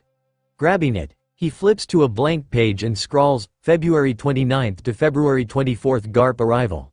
He underlines the note several times. Yes sir, I'll make sure everything is ready by the time you arrive. Great, comes the voice on the other end, followed by another loud laugh that is again shushed. Biwahahaha. Make sure you have your chefs whip up something special for me. Being a vice admiral is hard work. Before Ripper can respond, the call is disconnected. He places the snail gingerly back on his desk as he begins writing more notes underneath the first one, with things he needed to do in preparation for Garp's arrival. An hour later, there is a soft knock on the door. Ripper doesn't bother to look up from the dozens of pages of notes he has assembled on his desk. Come on in. The door opens and closes and he hears the sound of it locking shut, but he pays it no mind. His focus is on what appears to be a scheduling conflict between Garp's grand feast and a tour of the training yard. Footsteps approach him and he hears a squeak as the person in his office sits down in the chair beside his. A soft hand is placed on his thigh, breaking his focus, and he looks over to see Ririka, whose other hand is holding a plate filled with food. She smiles at the commander. Didn't see you at dinner and thought you might be hungry. She places the plate in front of him, careful not to cover any of the pages he had been focused on. Picking up the fork, Ripper is about to dig in but freezes and shifts his focus back to the young woman. Clad in a marine uniform, she looked as stunning as ever, but her eyes searched for him for validation. Putting down the fork, he says, "You look." He gulps and clears his throat nervously. "You're so beautiful, Ririka." Her cheeks stretch slightly as her smile widens. "Thank you, Commander. You look quite handsome yourself." Her hand continues to gently caress his leg beneath the table. "Better eat up quick.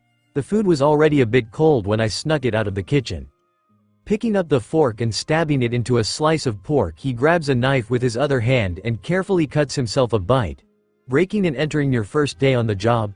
That's not a good look for a recruit." He pops the meat into his mouth and chews it slowly. Running her hand further up his leg, causing his pants to twitch slightly, Ririka to play along. "Is it any worse than having?" Her hand reaches the gap between his legs and gently cups him through the satin material of his pants. A reaction like this to a subordinate? He chokes on the food as his eyes widen. Looking down, he sees the hand that is holding him through his pants and slowly looks up into Ririka's mischievous eyes. "I thought you wanted to take things slow." The sound of a zipper being pulled down stops his words as Ririka bites her bottom lip and looks lustfully into his eyes. "Just because we are slowing down doesn't mean that I can't help ease your stress." Once the zipper has reached the end of its downward path, she runs her nails back up the metallic teeth, sending a shiver through the commander's body. Her fingers stop at the button. Preparing to release it, she says in her most innocent voice, "Unless you don't please." Ripper begs. Needing no more reassurance, she frees the button before reaching inside the opening she had made. 30 minutes later, Ripper is leaning back in his chair, exhausted but satisfied. His pants are back in place and his plate is empty. A suspiciously large amount of tissue now fills the wastebasket beside his desk. He looks down dreamily at Ririka, who is now sitting in his lap, head resting against his chest. The clock on his wall reads 9:13 p.m. Most of the Marines on base were likely asleep, resting their bodies in preparation for training the next morning. His fingertips gently run up and down Ririka's back. "We should probably get back to the dorms. Roll call is at 6:30 tomorrow." Turning her head to face the commander, Ririka asks, "Care to walk me home?" Ripper smiles as he thinks back on their first date. Of course. He leans down to kiss her, but she pulls her head away at the last minute. "Are we not?" Smiling up at him, she says gently, "Taking it slow, remember?" He grins, thinking back on just how not slow they had just been. "Of course, I must have forgotten." Standing up, Ririka allows Ripper to guide her to the door. Seeing that it is locked, he looks at her questioningly. She playfully hits his arm. "I didn't want anybody to come in and disturb you." She bites her lip, pausing for a moment. "Dinner." Several minutes later, the pair are standing outside of Ririka's newly assigned dorm room. He gives her a big hug before pulling away and beginning to turn down the hall towards his room. Ririka's soft voice calls out, "Aren't you going to say goodnight?" Ripper freezes before turning back to face the smiling woman. He takes a step towards her. "Good night, Ree." He is cut off as she pulls his head down for a kiss, wrapping her arms around his neck to hold him in place. After a minute she releases her hold and swiftly opens the door to her room, slipping inside and slamming it closed behind her, leaving Ripper panting as he tries to catch his breath. From down the hall comes a loud whistle and Ripper turns to see Rikaku, who is now making kissy faces at him, extending his middle finger at his friend. Ripper briskly makes his way to his room and lets himself inside. Locking the door behind him, he kicks off his clothes before sliding Mile on his face.